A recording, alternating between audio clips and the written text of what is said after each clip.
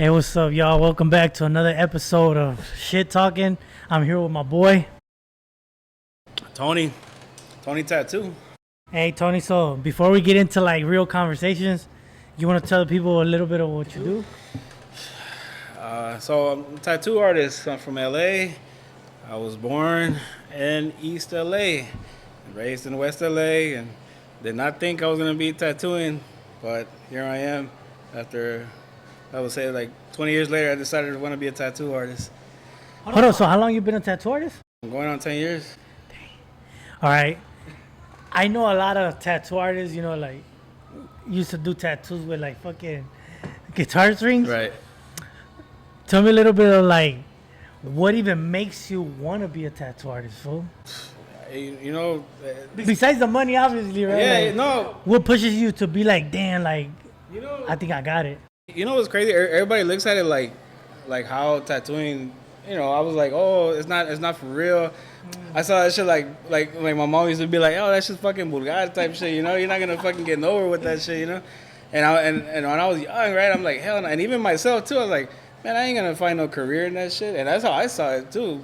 You know, it's because a lot of it's changed. You know, these days. Well, we're talking 10 years ago. Yeah, it was Well, cool. a little bit over 10 years, because obviously before that, I was kind of like intrigued by it, like the year before or two, and then I was like, oh, okay, I kind of want to take some steps into it, you know, and I was like, man, like how dope would it be if that's something I would like to take, you know, kind of like see where it goes, but if not, fuck it, if not, I would have just been back to what the fuck I was doing. Yeah. So. And what were you doing before that? Before that, I was working at Target.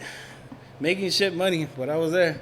I was in the back room, you know, dealing with bullshit boxes and just kind of dealing the day to day, work to work, you know, my like 9 to 5 job.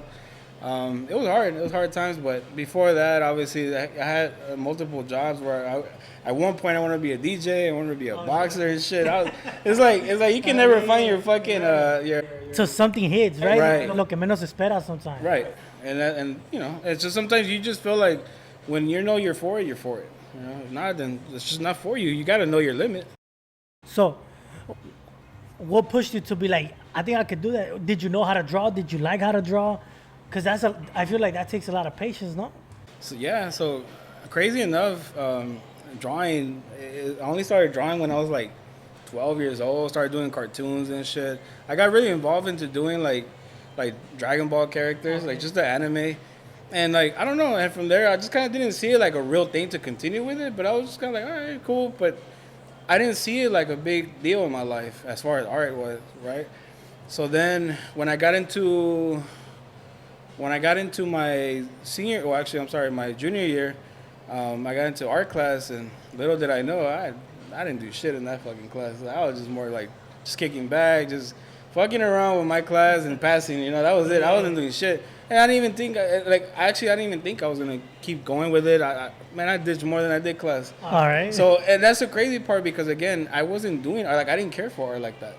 And so, weird, right? So then, as years passed, and then I saw tattoos, I'm like, man, that looks pretty cool. And of course, what opened up my mind was like Ink Masters.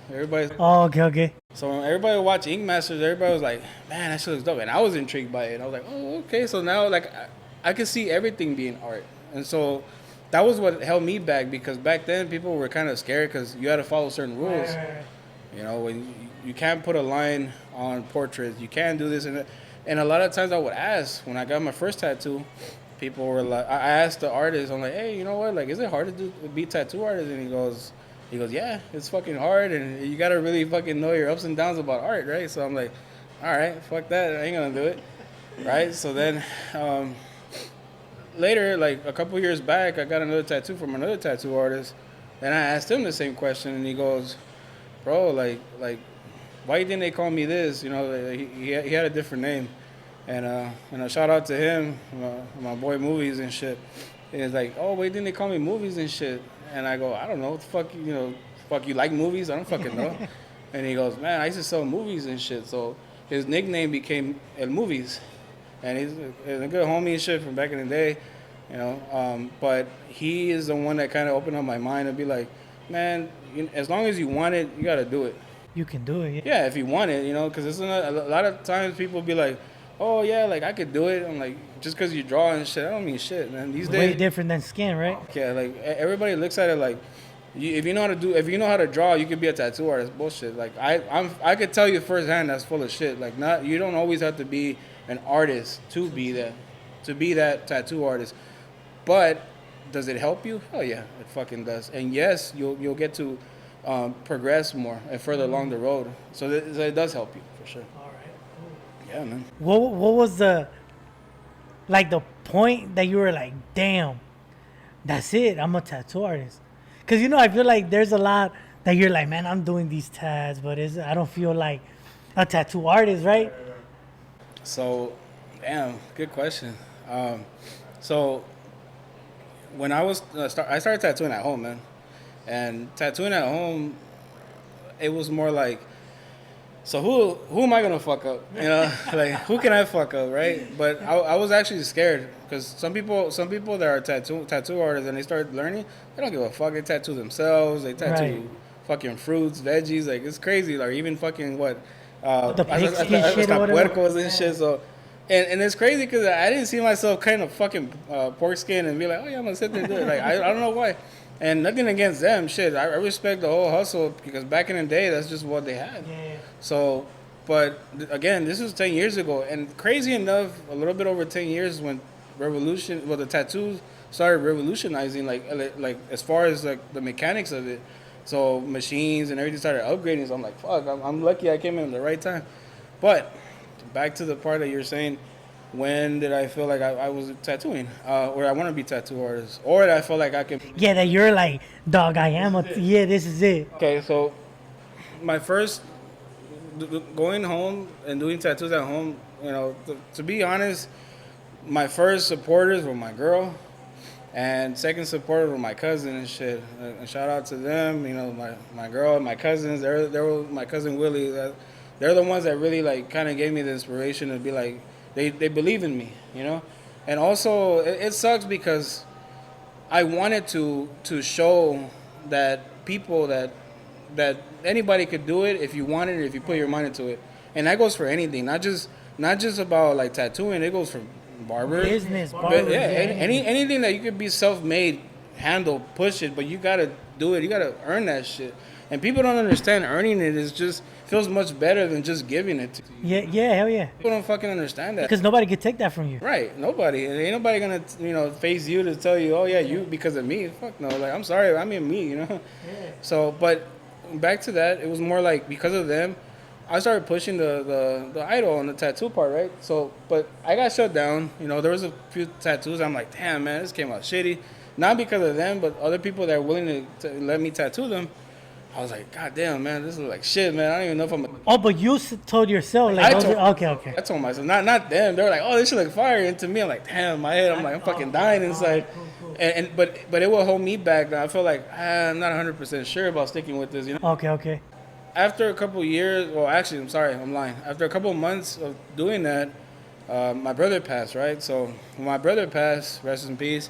When he passed, it motivated me and it pushed me. So.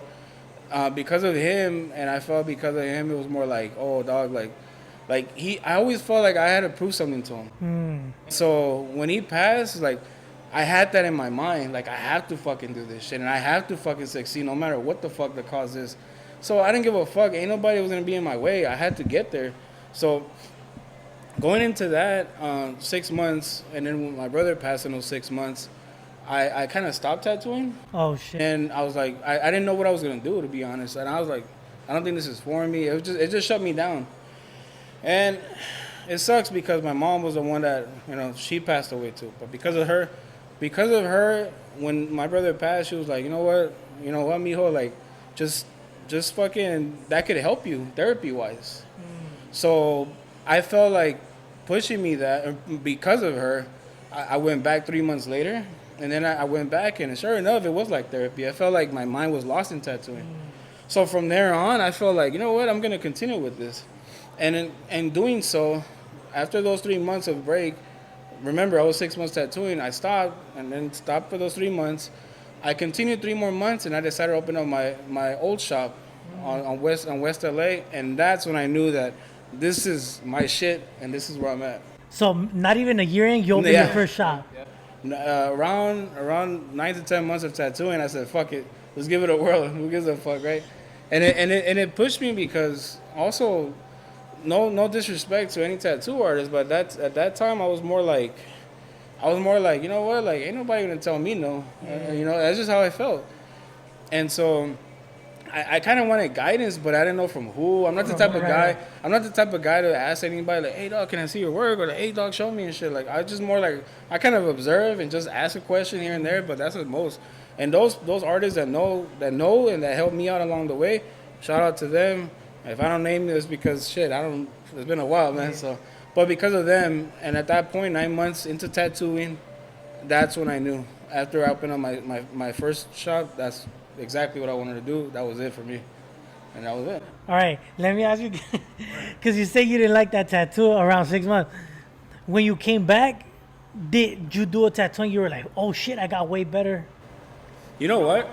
I felt more concentrated to the because my brother passed. So it was more like I felt very like I gotta do it, and I gotta do it right. Focus. Right, I was more focused. That's what I meant. Like I was more focused. Not giving a fuck about anything else, but just my mind was on it. Because 6 months before that, or obviously when I was started tattooing, I was like, let me see where I go with this.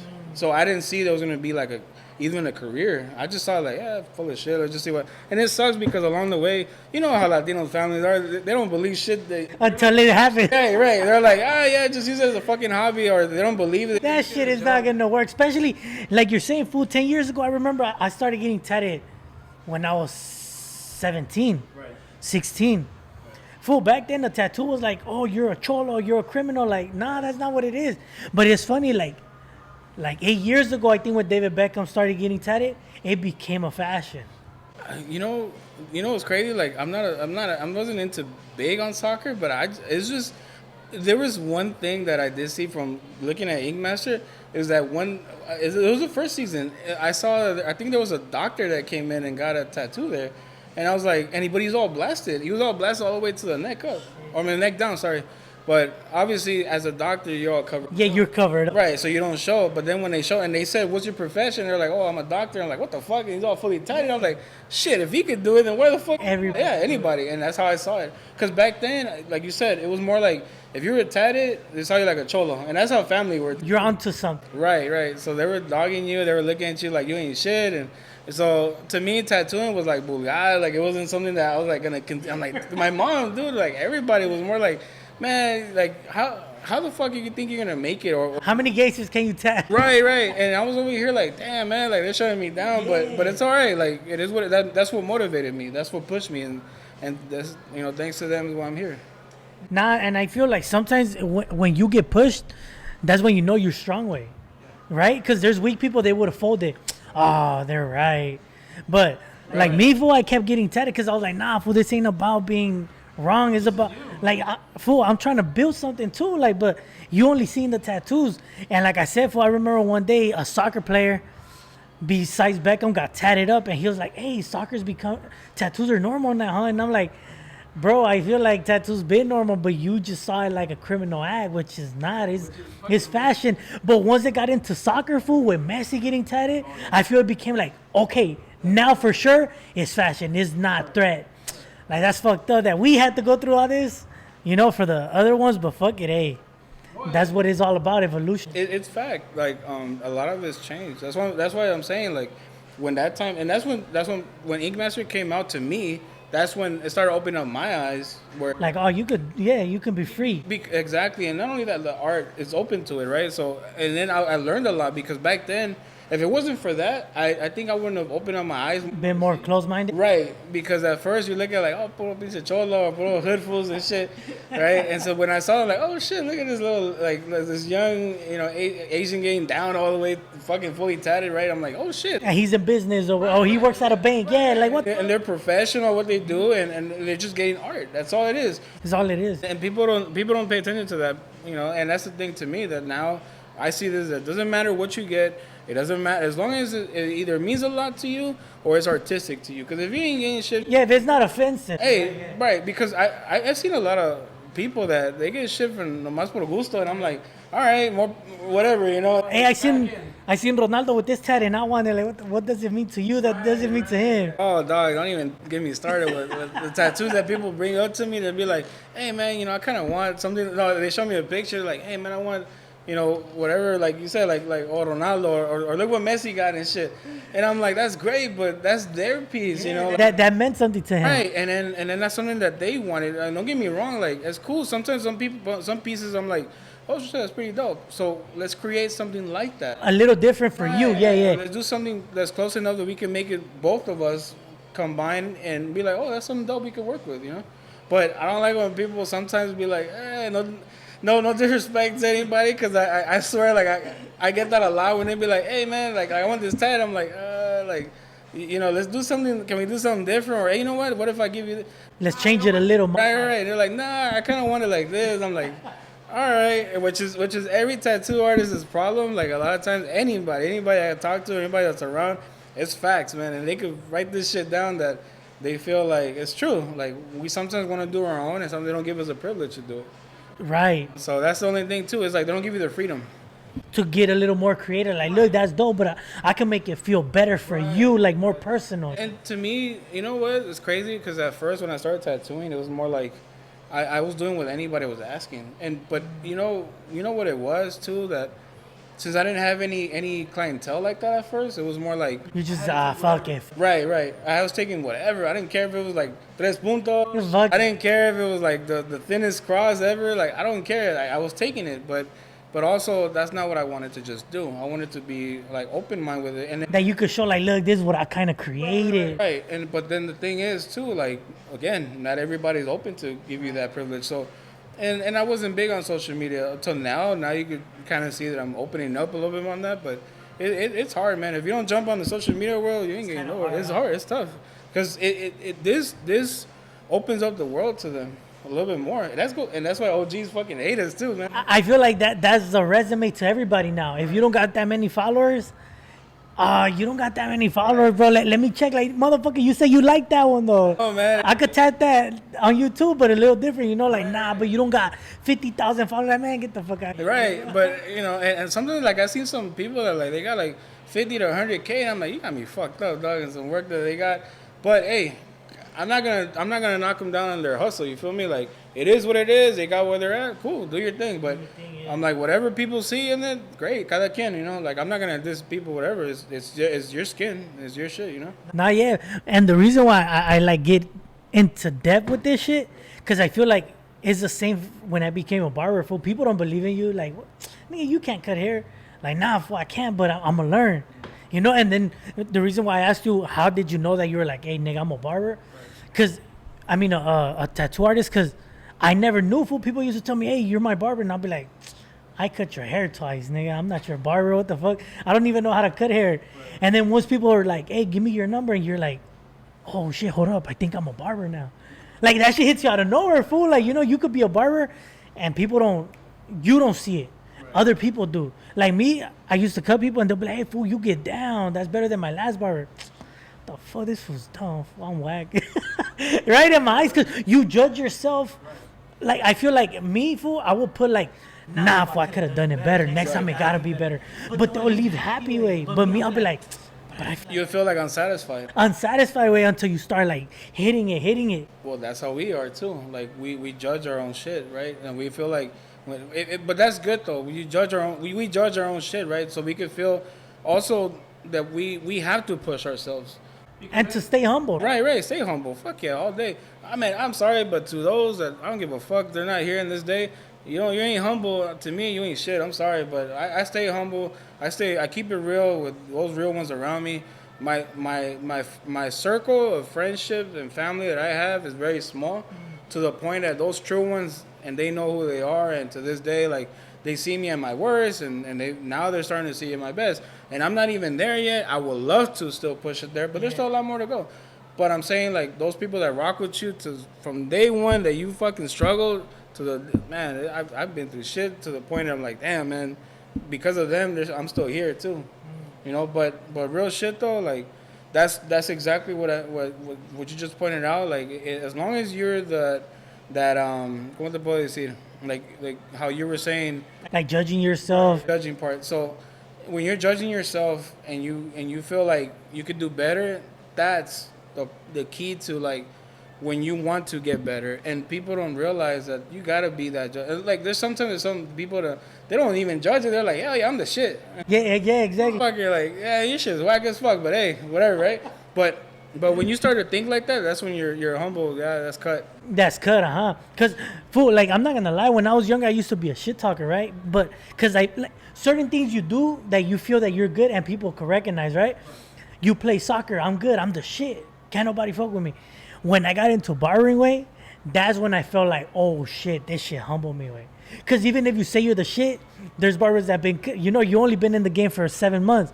There's niggas that been in the game for 10 years that they know every single technique. So you gotta be humble and be like, hey, wait, I'm just learning the game. I'm trying to do my best, right? So I always told people, like, to be honest, way, barbering humbled me, fool. And I would never, if you ask my clients, I never sat down and be like, nigga, I'm better than your bar. How your barber thinks he better than me? That's dope, bro. Like, I mean, I'm not gonna go against what he feels, like, cause I'm that humble. Like, fool, barbering humbled me, though. Like, so every hair is different, anyway. So. Yeah, no, everybody. That's the thing too. Like you actually knew the part where you're like, you know what? I think this is the part where I'm like, I'm gonna put myself. I'm a mature real quick.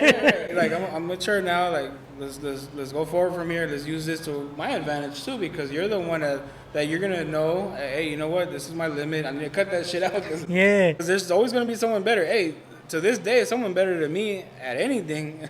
So you can never think you're perfect, and as long as you feel that there's always room for improvement. For improvement. Those are the parts that will increase you, and you will. I mean, everybody will see that. Because what is the term I'm looking for? Like we are our own judge. Like we're our own judgment, yeah. And then I just feel like the more you're more involved in your stuff and you care about it, it's gonna take you a long way. That's just what I mean to say, truly. Yeah, because I feel like if we didn't want to improve, we'll just be like, man, I'm satisfied with that cut. That cut is dope. I'm gonna post it and I'm gonna put I'm the best. Right. Like, nah, dog. You know what? Fool. There's so many cuts that I take pictures of, and I'm like, he likes it and I like it, but I could have done a little better. So next time I'm gonna improve. Like, like I feel that's in a way good and a bad. Because I feel like you said, fool, there's people that upload haircuts that are a little bit whacker. But like I'm like, fuck it, but I'm not comfortable putting whack shit. So it's kind of like I'm gonna delete it and I'm gonna get better. I'm gonna have another opportunity to do it. You critique your own stuff like that much and shit, right? And I feel you on that. I'm the same fucking way. Some people, hey, when I do tattoos sometimes, man, like there's some tattoos that I'm like, man, I didn't even want to post that, because those are things that like those are tattoos that like either it's been done by somebody, especially that I know, and it becomes very bad. Or the other thing is that sometimes I just like, that's not something I like to have posted. That's not my cup of tea. You get what I'm saying? So sometimes I try to even tell people like, oh yeah, sure, like I'll like best believe like I'll try to create it, but when they don't give me the freedom, I'm sitting there like right, because then like I'm trying to promote something right or something dope, and then they don't give me that help. So it's like I can't. It's like you scratch mine, I scratch your back. You feel me? So if that don't work out, it's like we're stuck in the. Nah, and me, I feel like I always been that type. I'm willing to work. Like when you tatted me up and we talked about putting something right here, you were like, "Fuck, I could do this. Let's do it then. Fuck it." Like I'm not that type. Nah, I said I want this. Nah, damn, hold up. Damn, then the other tattoo I told you about, I could get it somewhere else. Like start modifying. Like I'm cool. Like if you give me your opinion, we might land on something that you're comfortable with and I'm comfortable with. So now I'm getting something that I want, and you're comfortable doing something that you want to do. So I'm open-minded too. See, and that's the thing too. Same thing. Well, like crazy enough, and shout out to the fact that I don't get a haircut anywhere because I cut my own shit. But it's like I'll be honest, man. Like my old barbers and shit that I grew up with, man, they used to push me aside, man. It was fucking bad, to the point that like if my appointment was at fucking 10 a.m. or 11 a.m., I'm sitting there till like 3 p.m. barely trying to get a haircut. Like it was fucking bad, man. And honestly, like I'm not gonna mention names or whatever, but those are the past. And I decided just one day, like, fuck this, like it ain't worth it, man. I'm gonna sit there, I'm gonna pay my $20 to get my haircut, and if I have to get a lineup, I'm gonna still pay more. I'm gonna end up paying like $50 to $60, or like a range, right? And then I'm over here like fuck. I'm like, for me to wait it 4 to 6 hours later, fuck no. I'm sorry, but See, that's crazy, because I feel like sometimes when people want to fuck with you, they're gonna fuck with you regardless, right? Right. Fool, I'm always on time to my appointments, and just one time that you tell them no on something, they rather go to another barber that this is their way. But I laugh at it. I'm like, look, bro, I'm not here to hold you back. Like, but like you live and you learn. Like, damn, dog, I used to cut you up at 1 a.m, dog. Like, that's crazy. Right. But you learn to be like, look, fool, you know what? Now there's boundaries. If you're gonna leave me as your barber because I told you no to 2 a.m, then you gotta look for another barber. Like, and you're gonna even, fool, sometimes as loyal as you are as a barber, as a tattoo artist, people are gonna leave you just because that one time that fool didn't want to give me a discount. Fuck that fool. Right, yeah, it's facts. Like, but you know something about barbers though. At least if you're gonna say no that one day, they'll come back to you. It's just the fact that it was just the heat of the moment, basically. Like, they're trying to get their haircut right now, and a huevo because they want it their way, right? But it's like they don't understand too. It's like and I'm talking about speaking in general. This goes... Yeah, general. Nail shops, yeah. Exactly. That's exactly what I'm about to say. Nail shops, fucking manicure, yeah. Eyelashes, yeah. Or even hair salons, barbers, and tattoo artists. They're all similar to this, where we become the evil person, right? When they're over here, like, asking for appointments, right? And I'm like, oh, man, you know what? Like, I could do it, but, man, like, I don't think we're gonna finish, or you know what? Let me set you up for in 2 days from now, or whatever record. I'm fully booked, and they're like, "Oh, for real?" Like, they get all fucking pissed and shit. Like, if you did something wrong, like, motherfucker, like, I'm not gonna sit here at 4 or 5 in the morning because of you, however, because you want it your way. Like, damn, man, I'm over here. Like, at least meet me halfway and shit. Like, I'm not being a dick. Like, I'm telling you, that's just how busy I am. Yeah. You know, and people don't seem to understand that. Like, they don't respect that part. They want it then and there. Like, nah, it doesn't work like that, bro. Especially nowadays, because the demand, it's getting crazy. Right. Barbers, like, so that's what I'm saying. It's very similar. That's what I'm saying. Like, this is perfect because barber tattoos are very fucking similar to what we do, right? So, the time is time consuming. Is appointment only, because everything's on social media too. Because they look at your work, they're like, I want him. Right? Back then, you would just walk into... You'll walk in, exactly. You just walk into a barbershop like, oh, can I get my hair cut and shit? And you wouldn't even know if he was good or not. Right. And then the other thing, too, is that, like, let's say I walk in and there's 4 barbers, and I'm like, man, like, fuck it, who can I choose today? Or whoever's free, fuck it, right? Just take me and shit. Yeah. But a lot of times, people always look for the best barber. That's everybody. The one that had the line. That's everybody's goal. Try to always look for the best one and shit. But, yeah, man, I feel it. That's just crazy. And what about... Did you have any friends growing up that they'll be like, I'm good, and once you got good, they're like, what's up? I supported you. Like, motherfucker, you never supported me. You know, I'm not gonna mention any names. Definitely don't like mentioning names, but it's because a lot of times they don't see the real reason, and when I mean that, like, your real supporters. Like, right. Yeah, like, you have your true friends and you have your true supporters, and then you have your what's the word I'm looking for? Like, your clients, but. You know what? A lot of my clients, at least, like, I treat them like more than that. I treat them more like a friend than anything. Especially if they fuck with me and they understand me, and they're like, hell yeah, don't trip. I understand. Like, you know what's crazy? Like, it all becomes sort of like a connection between, like, us. Let's just say, right? Like, your clients, like, they come around, they're getting a haircut with you. They're like, hey, dog, you want something to eat, or you want something? They're more, you know, they're humble. Or they start talking to you about shit that they wouldn't talk to somebody else, and you're just like, what the fuck? Hell yeah, let's talk. Right, exactly. And I'm like, shit, I'm all here for it. Hey, my ears are open. Like, don't worry. See, and I feel like for me, being a barber was dope, fool, because, yeah, fool, so I feel like we're like therapists. People tell us shit that they wouldn't talk to their homies about, because, you know, sometimes your friends make fun of you, shit. Right. But...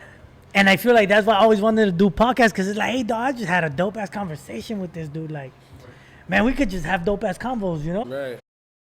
Yeah, no, it's the same thing. For tattooing, it's the same thing. We're sitting there, like listening to their conversation, and I'm like, yeah, tell me a pinche chisme, you know? Like, fucking tell me. Yeah, and I'm open for it, don't get me wrong. Like, I'm chill, like, whatever, you know? I'm here for it, you know? But sometimes, like, it does get deep enough where you're, like, sitting there, like, damn, like, that's fucked up, or damn, that's shady, or damn, you know, congratulations, or whatever conversation it all leads to, right? You're like, you're there for that, and they see that, you know, they're when I mean they, I'm talking about the clients, like, because also you know how that feels. Like when you start to talk to somebody and it's either they're talking back to you or they're telling. Or they're kind of like, Yeah, they're like, this motherfucker. but you could tell when the conversation is genuine. Right. Genuine, yeah. Like, fool, to me, like I said, like I tell people all the time, I love barbering way. And like I said, fool, it always keeps you humble. What the fuck? Hey, this shit's tripping. It's crazy, fool, because it keeps you humble way. Because like I said, at the time, way, like when COVID was on, Right. I hated my other job, not barbering. And I remember I'm talking to this dude, I'm cutting him up. And I'm like, yeah, if I gotta go to work, dog, but I hate my job. And he's like, bro, you lucky you have a job. And I look at him, I'm like, you can have a job if you want, fool. You don't want to, probably. He's like, I can't get a job. And I'm like, motherfucker, like, what's stopping you, right? But me not even thinking, fool. Like me, I'm just like, man, you crazy. He's like, fool, I can't walk. And I'm like, this whole time you've been walking. You're lying. So se levantó los shorts, way. This fool got shot like 10 times. He got hit all on his knees. So his knees, he had metal, way. So he explained to me how, like, if he goes up some stairs, he can't go down, way. Like, it's painful. So he had metal. He had metal, way. He got shot, like, everywhere, way. And I was just like, oh, shit, fool, my bad. He's like, fool, you never noticed my limp? Like, fool, I don't pay attention to, you know, like, what the fuck? And I'm like, hey, but my bad, fool, like, and then, so that shit made me think, like, even if you have a job you don't like, fool, you can work on it. Fuck it, you know, I'm not happy to go look for a job instead of like, man, I hate my job. But see, shit like that keeps you humble, way. Like, damn, over here complaining this fool can't even get a job, even if he wanted to, fool, because he can't stay up for too long, way, because he'll start getting pain and shit, you know. Below I know for a fact, people who have metal in the cold weather is worse for them too. I hear it gets painful and shit, so that's why from that way, I kind of took the mentality of like, if I don't like something, way, just change it. Even as much as it hurts, even like when I get clients that are fucking always late, way, always blah, blah, blah. Hey, if I think you got to look for a new barber, damn, that's fucked up. White. Look, dog, I want you as a client, but you're hurting me more than you're benefiting me, fool. You know, like, you're giving me headaches, way, you're always late, you always leave me hanging. You know, so it's like sometimes I learn from there, like, fuck it, fool, $30 is not going to change my life. Right. So, but sometimes that helps, because they'll be like, you know what, I'm going to get my shit together. And they get their shit together, you know, so it's like, oh, shit, that's good. See, that's good that I expressed myself, that I wasn't happy. So, but yeah, for that shit, the barber and the tattooing has a lot, like, in common. They do. But, on another note, though, you ever had a tap out? Tap out session or tap out as in? Nah, like you tatting somebody up and they look like they're gonna take it and they just, hey, stop. Goddamn. At first, was it a female or a man? Because I feel women are more tolerant, or that's not a fact. So that's a fact. Women they can take more than a man. No homo, but they can take it. They can take it more. No, it's just, you know, obviously, like, you know, if they're able to have kids, why the fuck a tattoo ain't shit, right? But I'm just saying, like, their pain tolerance is a little higher than the man. But goddamn, dog, and I'll tell you this, man, like, before I get into the fact that who was the one that a guy or a girl that tapped out first, I swear, dog, like you look at some buff motherfuckers, right? You look at them like those choloed out, and those are the most pussy ass fools I remember in my life, dog.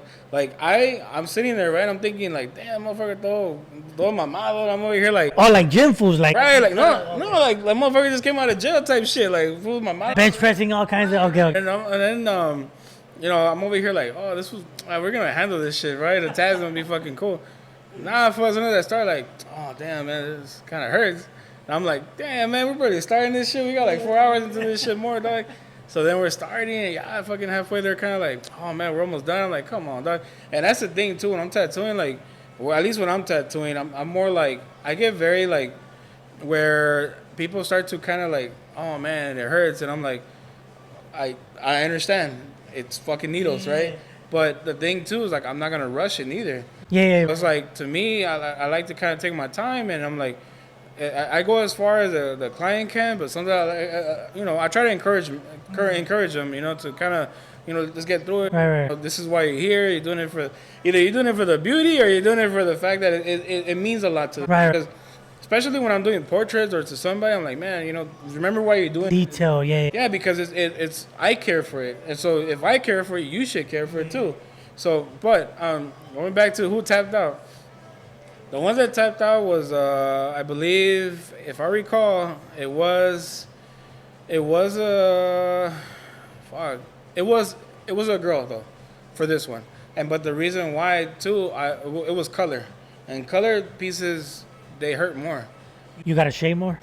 It's more like we gotta pack it in there compared to like black and gray. Black and gray is like it feels like you're Oh, dancing on the skin, and when we're coloring, it's like we're packing. you're penetrating pretty much. Exactly. So, and then also too, and it sucks to say, and to that person, I swear I ain't gonna mention that name because I feel bad. But when I first, that was my like one of my first color pieces. So Oh, so then when I started coloring, I'm like, oh shit, like I'm pretty sure I feel like it was hard on the girl. So I'm like, so at the end of the day, it's not so much it was on her fault, it was more like on me, because like again, it was my first year tattooing, and I'm like, I'm trying to get better, but I didn't know any better, you know. So it's only facts, man. Like you can only get better, man. You can't go worse from there, you know. So you know, from there, it's just more like I started paying attention more to detail, and I started paying attention to how I use my machines and the pressure points and to how far we go. But again, like a lot of it too is like it's just experience, man. Like so was it your fault then? I felt like it was more like my Oh, okay, you went a little probably. yeah, because that's what I'm saying. Like when I first started, I felt like I didn't know any better, you know. So if it wasn't for that, I felt like right now She would have probably took it. probably yes. Oh, okay, Would have been okay. a different story right now. So it wasn't her fault then. Yeah, it was more like on me. You could give that shit to me. That's my fault. So what about somebody that tapped out for real? That was. For real, like tap out is fuck. It's you know what? Is it more than common though? You know what? Like you would think that, right? But no, like Oh, no? I don't have that many tap outs unless like I'm doing like back piece and shit. Oh, okay. But a lot of times, and I'm grateful for those that come to me and get something like pretty big, like And they go through it. and they go through it actually, yeah. But I know it sucks, and a lot of them they're like, fuck, this shit hurts, and I'm sitting there like I'm just sitting there like looking down like okay, like let me just finish, like I'm almost done, you know. But it's because I don't. Sometimes they look at it like I'm like I want to fucking dance, like hell yeah, I want to fuck you up, like hell no man, I'm over here trying to finish up, like I'm over here just you know I can't be more sensitive than a needle hitting me. Right. So I'm like I'm not the needle, you know. So I'm cutting you, I'm doing what I can, but it's like I can't hold back. So at that point, whenever I feel like the skin is kind of rejecting it, because it does, the skin starts to reject. So after a while, like if you can keep going and you see that the skin kind of makes this thick layer, it's like a rejection. So it's like it's not letting the ink go in no more. Oh. So after that, like you just keep working. You're like, fuck, it ain't going nowhere. And that's when you feel like either I gotta stop or they're for sure gonna stop because of the pain. So One or the other, yeah. yeah. So at that point, like also as a tattoo artist, you have to kind of really know your boundaries or your limits of doing that. So, but I have gone through that where I'm sitting there like, you know what, like we could leave it there and let's finish up next time. Oh, Because a lot of times, again, sometimes there's just too much detail that we don't finish on time. And some people, man, my props to those that can kill fucking tat in 4 hours. Sometimes I'm like, god damn, that shit took me like 7 hours. yeah. But that's because the experience, man. Like, I'm telling you, when I started this, I was 9 months, bro, and I didn't have any guidance. I didn't have nothing. I was just learning as I Nobody to teach you. right. So the part that going back to the tap outs and all that, like, I don't like timing nobody and I don't like telling people the times because sometimes when you do that, it's like you have to. They expect that, huh? Yeah, exactly. It's like guarantee you gotta finish me in those 4 hours. Like no, it's like I tell them it's a range, but again, sometimes it gets the better of us actually. Sometimes at the time. Because they're like over here like fucking crying their ass out because of the tat, or they gotta go pee every 5 minutes, or they gotta go eat, or also they gotta smoke every 5-10 minutes. It's like it's a lot involved in it. That's why people are like, oh yeah, it takes 4 hours, but fuck, I mean all the movement you just did on me, like you just danced on me like Michael Jackson. How am I gonna finish this piece? Like I can't. So let me ask you a question, because I don't know. Right. If you tat somebody that's like light skinned versus dark, will it take you more time, or that doesn't really matter? Because you know, like for example, with hair, I cannot cut certain people have thin hair, that I cannot go as fast as I would do with somebody with thick hair. So it's similar still. Again, we're back to this. It's similar, because skin is skin on us. So on skin, some people have some tough ass skin. And some people have sense. I swear, some skin like alligator skin. Like I cannot fucking touch that shit. Like I swear, like I can sit there with a liner or with a shader and motherfucker just jumps back like nah, homie, you ain't going nowhere with this shit. Like you're not, and their skin is just tough. But a lot of times too is because they're always in the sun, meaning people that work in the sun or right. So they get tougher skin, or they always driving and that. Let's say that arm that I'm touching. Yeah, that arm. Yeah. Right, so it just becomes that point. But sometimes it's just they have tough skin, and we can't avoid that. So a lot of times we're sitting there like, what the fuck? Like, why isn't this shit going in? And you question it, right? But you already know. It's just in the back of your head, like it shouldn't be that. Yeah. But I'm pretty sure it's their skin. So, but if it's tougher, it does take more time? But yeah, it does. Because you have to kind of, or not overwork it. It's just, you have to work a little different than what you would normally do. So back to what you were saying earlier, like you're talking about complexions, right? Like yeah. Well, because I feel like for the same thing, it comes with like boxing. Right. There's dudes that are super light, get one hit full, and they get a black eye. There's like easy chins and shit? Yeah, and there's other dudes that have like my skin, they get hit 50 times and nothing weight. So I feel like, hold up, can it be the same thing for tattoos? You tat somebody up and they shit gets red right away, like, oh. No, it's true. Like, their shit just jumps up right away. Like, that shit gets swollen. Like, a lo pendejo, right? You're sitting there like, what the fuck? I just did one line and the whole arm's about to fall out type shit, you know? And then there's some that you just do it and nothing, like, it's chill. But going back to what you were saying earlier, like, so light-skinned people or more or less like our tones or even darker, is there a difference? So I always try to kind of see it like there's just skins are skins, right? But complexions is another. Like if we're talking about complexions, it's just tones. Tones become darker. So we have to kind of work more darker than others. So at that point, and that doesn't matter. It's more just the skin, like it's the reactions that they get. Every skin is different. All right, yeah, that was my question. So it just belong if your skin is just tough. Right. Everybody's like I'm saying. Everybody's skin is different. My skin might be easier than yours, or vice versa. You know, like everybody's skin, and that's why it's funny when people ask me, "Oh, does tattoo hurt? Do tattoos hurt?" Well, one, you're getting a fucking needle, right? And then secondly, I'm like, I don't. You know what? I can't even answer you that because everybody's different. Everybody's different. I can have 5 people right here, and I'll tell you the same fucking area, right? We're all getting the same tattoo, the same spot, same tattoo too. I'm pretty sure 3 out of those people, they're gonna bitch, and 2 of them are gonna be like, "Oh yeah, this straight." Hey, you know what's crazy? Hey, this fool knows his shit. When this fool was tatting me up, he would tell me exactly when it was hurt, and that shit would hurt. And it would be crazy because... I mean, when I was tattooing you? Yeah, hell yeah. I was like, what the fuck, this motherfucker knows? Like, and then when you'll tell me, hey, this part is going to be cool. Hold on, how the fuck you know that shit's not going to hurt? Like, my leg's already in pain, you know? It's just, I'm telling you, it's the experience. I'm telling you, back then, you asked me this shit 2-3 years ago, I'd be like, nope, I don't know shit. Because, again, like, it just comes with experience, man. And the more you tat, the more you get to understand more on the skin. And it's the same thing, like you said it earlier, barber, when you're cutting hair, like you're like, shit, like why the fuck, like you're saying, like you're not. Yeah, like what the fuck, this shit's not erasing, what's going on? And there's hair full that you just kind of flick and it's like, hold up, oh, that shit, damn, I make the fade already, what the fuck? Like, yeah, so yeah, that's tight, hell yeah. Fucking, what's your take on like people, because, you know, people complain, it makes your job harder. What do you think about numbing creams? I don't suggest it. I don't. I always prefer people to do it normal. Like, just fucking handle it, right? Take it, goddammit. Yeah. Hey, no, but it's better to just take it normal because a lot of times some creams could have a reaction.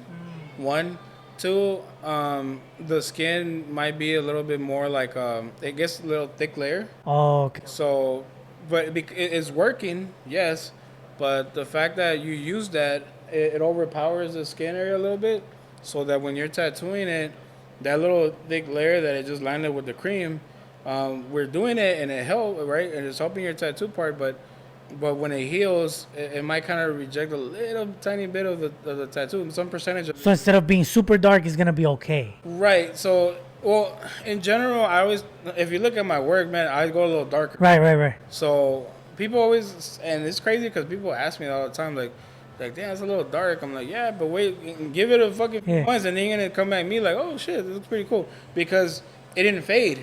Right. And a lot of people that do light work, or when they go very light, you'll see this shit Erases, right. right. But like, there's room for improvement. There's sometimes I'm like, damn, I went dark, but I only did it to stick to the skin, like the. Oh, okay. So, and I'm like, I'm still learning where like there's a point where I want it to be dark, but then I want it to still look right. That's what's always the problem, because every tattoo is different, man. Not everything's the same. Right. I can do 10 to 15 sanjudas.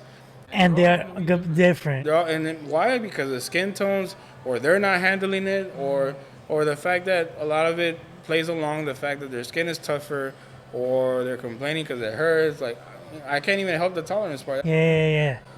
I'm sorry, but to those that fucking getting tattoos and they cry about it the whole time, which is, I already know some of y'all people, don't get tats, man. Like, goddamn, like I just, some of y'all, goddamn, man. Like, I'm over here trying to be like cool about it. I'm like, oh, okay, like, yeah, it hurts. I get it. It fucking hurts. But as soon as we fucking start the line, like, oh man, it hurts. Like, fuck. I'm like, dick, like, chill, like, stop fucking moving, you know, like, we got a whole 6 hours of this shit, man. I ain't gonna be pushing this shit the whole time, you know, because the time extends after that. Oh. Because every movement you start to do, you gotta stop. Right, exactly. So, same thing with barber. You're not gonna fucking cut somebody's hair doing. Yeah, you moving, fool. What the fuck? Yeah, fucking wait, nigga. fucking hold up, man. Like, and that's the reason why we don't like cutting kids, because, you know, right. We get that shit a lot. No, and it's tough, right? A lot of kids. So. And that's why I understand when I be in pain, I'm like, fuck, it hurts, but I try not to breathe. You know, like, I know my shit already, so like, don't breathe right here. Yeah, it hurts. Yeah, no, and so it's the same. So that's why I'm like, I try to tell people, I understand that it fucking hurts, but you're the one that wanted it. Yeah, right. So, and then also, it also becomes kind of like a tug of war thing where I'm like, well, the shit is that you hit me up for this, right? So in my mind, I'm like, we're going to do something dope out of this. But if you're the one that can't handle it, then don't bitch at me if the shit comes out shitty. Like, I'm trying to help you, give you something right. I'm trying to do something right. Now, it'd be different if, like, you ain't moving not one single fucking, not a single. You crying, but you're not moving. Yeah. Yeah, I don't give a, well, yeah, that's another thing, too. Don't get me wrong, though. I'm like, crying all day. Like, no, Dick, like, no, I can't have that shit in my ear, dog. I mean, I can have my headphones, but goddamn, that shit is like, no.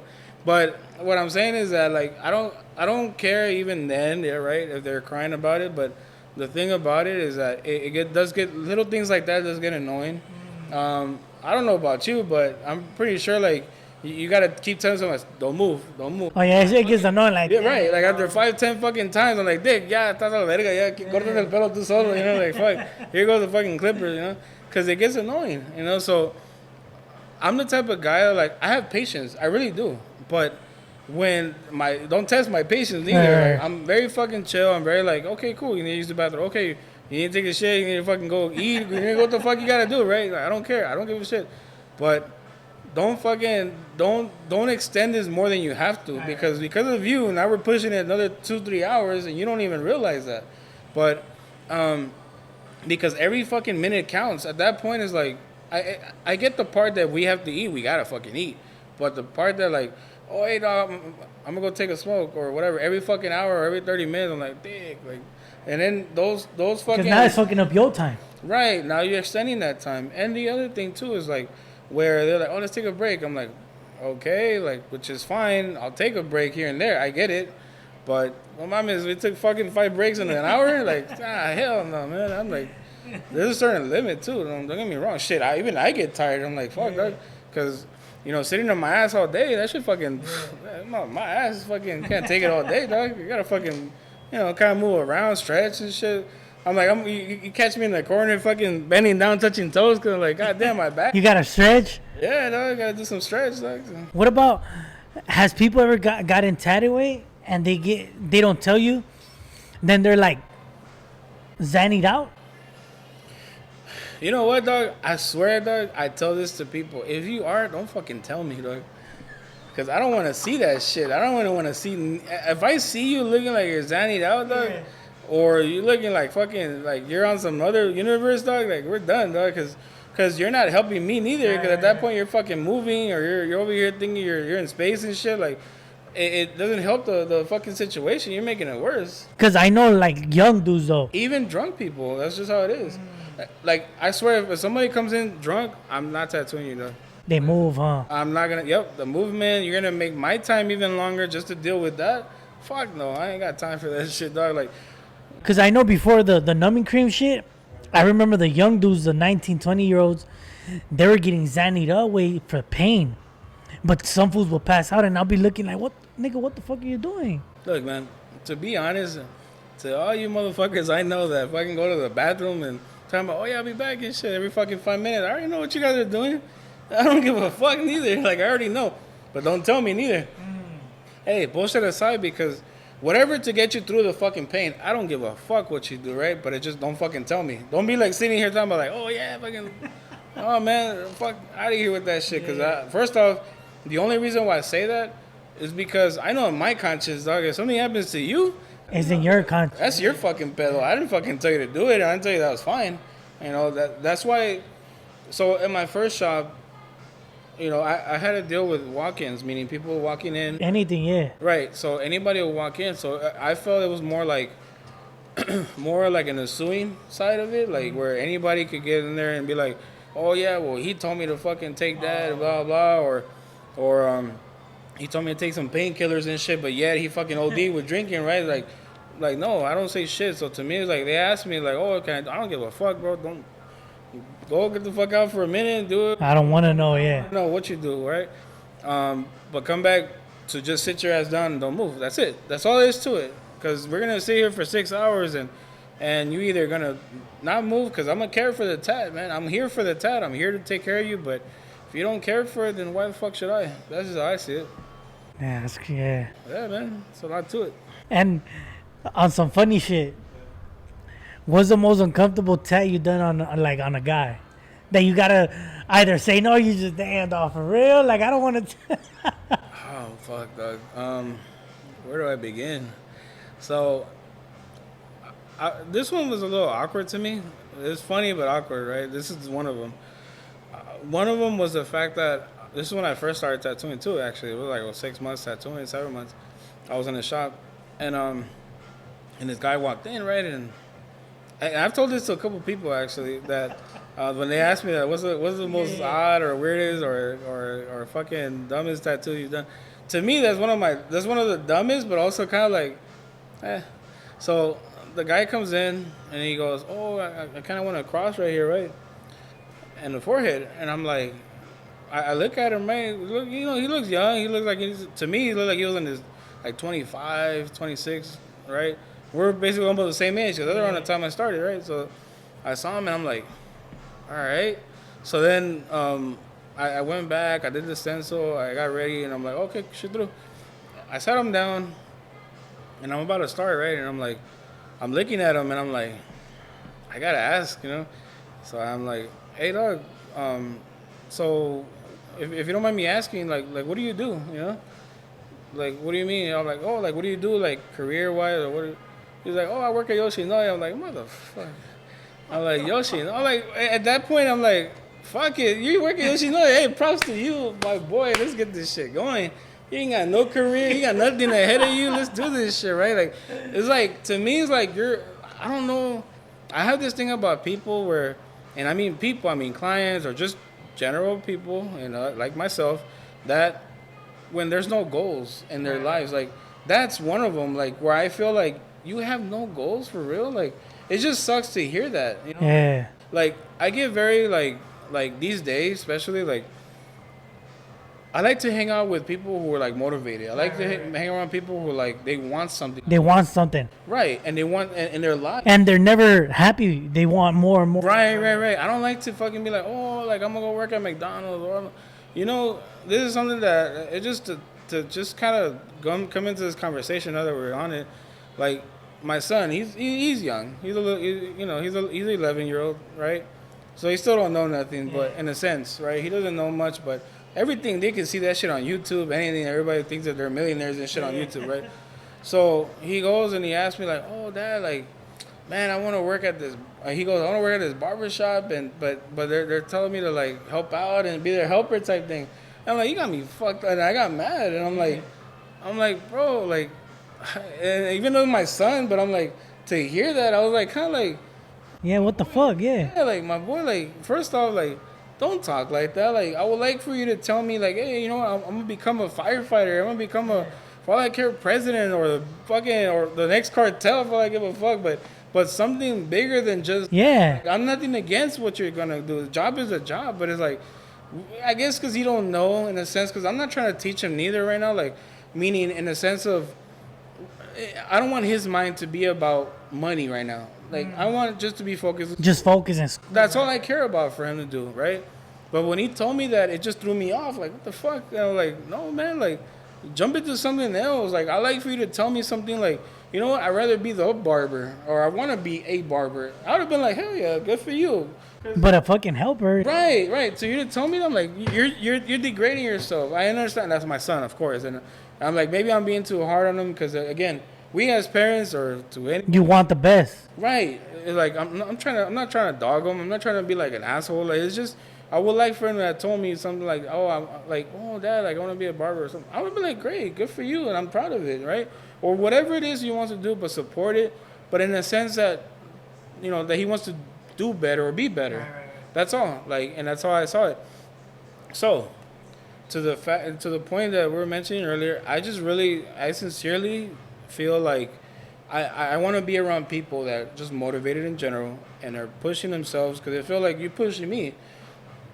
When you don't hang out with people like that, when you don't have people around you like that that are focused on life and self or trying to do something better, it's like you're just stuck in that hole. You're stuck, yeah. And then and I have nothing against, I'm not trying to sound better because, truth be told, like, I've been in that situation. I've been there when I didn't have zero in my pocket. I couldn't even afford to feed my own kid at a point. It was tough. It was fucking tough. It was really tough to where, like, I don't know, but life kind of hit me, you know, like, fuck, dog, like, get your ass up, dog. Yeah. Like, you gotta keep moving, like, and it hit me, dog. So at that point, I was more like, fuck, dog, like, what do I do? But also, I wasn't those type of people that, like, I sounded like I'm better, because I wasn't. I was at some point that I'm like, I want to be better. I want to be where you at. I want to make those fucking millions of dollars and shit. But obviously right now, step by step, eventually I'm going to get to where I want to be, but give it time, you know, and that's all it is. Give it time, patience.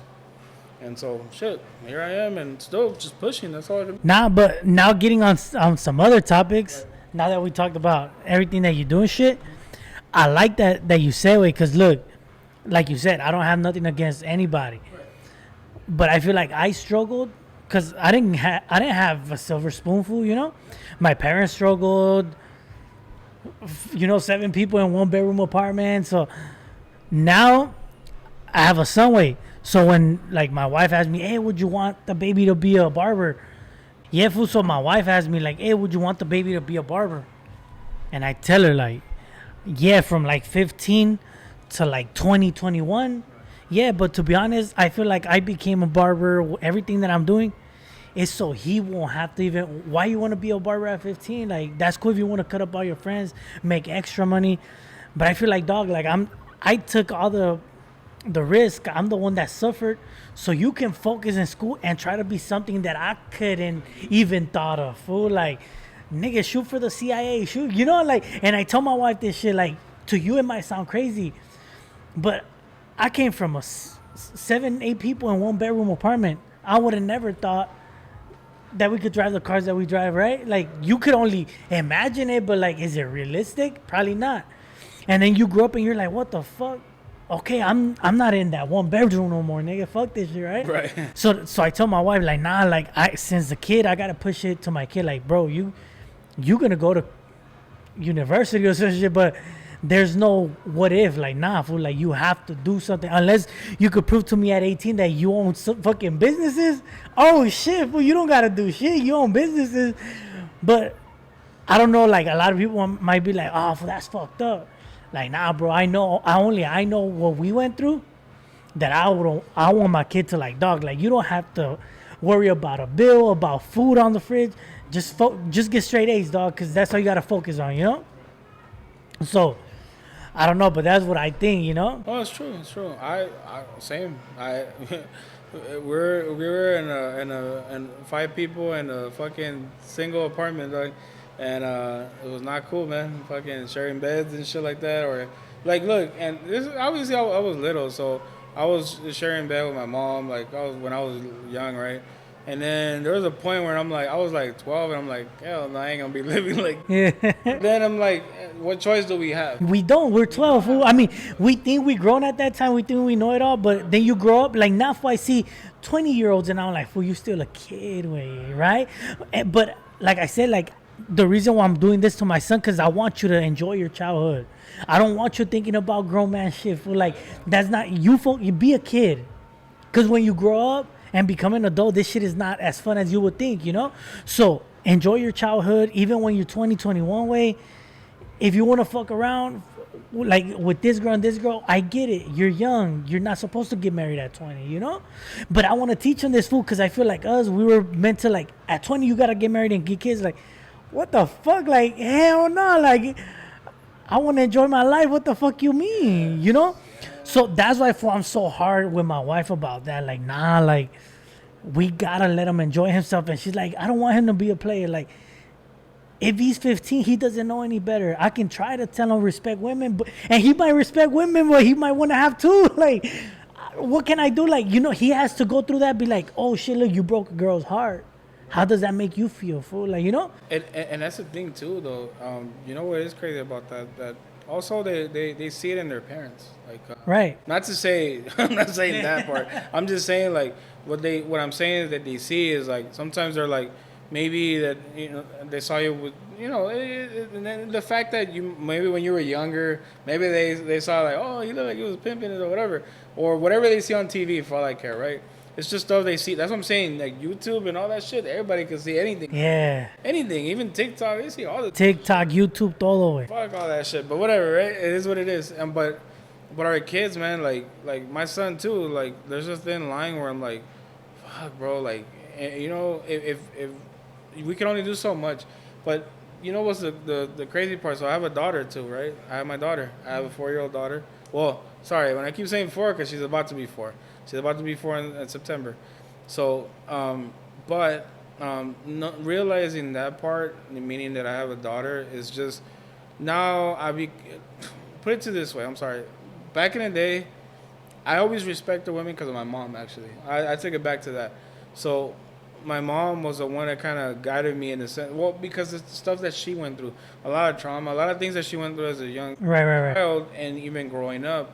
So when my mom explained to me that in her time, she went through a lot of hard times. Like my mom went through a lot. So it was more like, because of what she told me, man, I'm not gonna lie to you. Like my throat would like sink down of how heartfelt and hard it felt for me to hear this from my own mother. So when they feel like they gone through shit, when people treated her like shit, or stuff like that, right? And it just sucks because that's not what you want to hear from your own mother. But my mom did teach me realness, and that was fucking real. So, my dad wasn't around, and to be honest, it's just more, she was my mom and dad. That's who she was. But to that point, a lot of times we kind of pick up from them in a sense of like, if my mom wasn't that real with me, or to tell me, hey, you know what, like the stuff that she went through, I probably wouldn't see women the way I do. Meaning, I respect them. I do. I really do. It's like, to me, man, when I was younger, I didn't give a shit, right? I was on myself. When I was single, I didn't give a fuck. And to my girl, she knows shit from the past. I don't care a fuck, right? It's just stuff to me that real shit from the past that I was just didn't give a fuck. I was just single and I was doing my thing, right? But besides that, I still respect the women, and nonetheless, there was a thin line where like, hey, you know what? You don't want nothing real? Great, cool, move on, right? But don't fuck around with their emotions neither. Like, don't be that person. I was never the type of like, oh yeah, I love you and shit, and then fucking Like, man, fuck all that. right, and then just to fucking get them to go to bed and shit like that. Nah, man, I was keeping it real. Like, you know what? We're not going far along that I love you part, but we are who we are. We're adults and just move forward, and that's it, right? But to our kids, and especially nowadays, everything they see on the news and all the stuff that's going on, it sucks, man. A lot has changed. A lot has changed, dog. You gotta watch now. You gotta watch cartoons, channels, cause they promoting shit that you be like, what the fuck is this? So Like, yeah, it throws me out too, and people wouldn't know what we're talking about, but a lot of it really, like, we're sitting there like, fuck, like, why, you know? And I'm like, the kids have nothing to do with it, you know. hey, and then like my kids, like, all I knew in my life, in my time, was, you know, hey, as you're a boy, you like girls. Hey, girls, you like girls, you go boys. That's it. That's all I knew, right? So that was that time, and that was its era, and a lot has changed. And to me, Now it's yeah. right, and no disrespect to them, it is what it is. But there's a lot going on where, like, to me, I'm like, damn, man, there was no big reason to show, but kids see everything now. I mean, like you said, I have nothing against it. We just don't target kids because they haven't developed their brain yet, fool. They don't know, so they can easily get tricked. Like, nah, bro, let him mature. Once he turns 18, you can promote all that shit you want on TV. Right, because they can see it, they make their decision. Right, but don't attack the kids way, like, you know. So, but that's a good topic that you talked about right now about like your mom teaching you it. Me, my dad was around. My mom left when we were 15. So I always looked at it like, now that I'm grown, I know. At first, I didn't know why I was acting out. Now I know it that from 15 and on, it was kind of like, I'm gonna go through the most women I am, right? You start thinking like that. But I always had, because my dad never taught me to be like, fool, just disrespect. Nah, he's just respect. So even if I did want it to be like, man, I'm gonna go through these three girls, my mind will be like, nah, we will vibe, and I'll be like, oh, you cool, you know, like. So I would always let them know you cool. But as much as my mom hurt us, I wanted to hurt women. For be like, man, I'm gonna just smash you and bounce, right? But like I said, fool, I'm such a cool person that I would just be like, nah, you cool, fuck it, I ain't gonna do that, you know. So, but like I said, like you said, fool, it's kind of true the way you see things. That I let that shit affect me way until I grew up and I was like, hold up. These girls have nothing to do with what my mom did to me. But I guess, fool, at one point it was kind of like, if I can't trust the woman that birthed me, who can I trust, right? Until you just grow up and you're just like, nah, fool, I'm very big on energy now. So it was kind of like, fool, I have bad energy way. I'm always thinking wrong. Like, so I had to stop thinking like that way and just be like, you know, and probably like 5 years ago, I barely started talking to my mom way. I forgave her, like, look, you fucked up. I didn't. So I'm kind of tired of walking with this shit of anger. Like, fuck that. Because you got to live with it, not me. You know, you got to live with, like, you leaving us. So now I forgive you for my own peace, you know? And from there, I started just realizing, like, damn, dog, like, my whole early 20s was about hurting. Because I got hurt by my mom, right? So, but like, I saw you were kind of like, not bouncing back from that, but more like, I'll show you, like, yeah, for like type of kind of like, look, you know how like women, their dad is not around, so they be like, man, fuck, man. Yeah. That was my way of being like, look, y'all talk about men, but look, women ain't shit either, and I'm gonna show y'all, fuck that, I can't take y'all serious, cause then you know, but then you like you said, it's just like meeting a cool ass homeboy, you'll be like, man, fuck these fools, and then you're like, oh, but this was cool. Same thing with the girls, man, I'm gonna just hit it and quit it. And then you start chopping it up, and then she's not even that type of girl. You just be like, what the fuck? Hold on, like, what the fuck am I thinking? Like, who do I think I am that I can just, you know, so. Well, you know what's crazy, though, that you mentioned it like that, like exactly what you just said, and the term that I was gonna go back to was the part that you felt that even though your mom was telling you to be respectful, and you kind of were like, nah, man, fuck that. So my dad wasn't around, right? So my mom wasn't, neither what she told me was good and bad. Like, she felt like I kind of knew, or she didn't even know, actually. I'm lying. I'll take that back. She didn't even know who I was dating or whatever, because I wouldn't tell her. But it was more like she was, hey, mijo, like, if you, like, she really kind of, oh, I saw that, was in the house, you don't just bring any girl to your house, right? So I wasn't bringing girls from left to right to the house. I like, if I was doing my shit, I was a real shit. Like, never coming to my house. Like, they ain't stepping foot in my house for a reason. Dog. But the ones that were real, the ones I was like trying to. You would. Right, because I was like, okay, very few actually.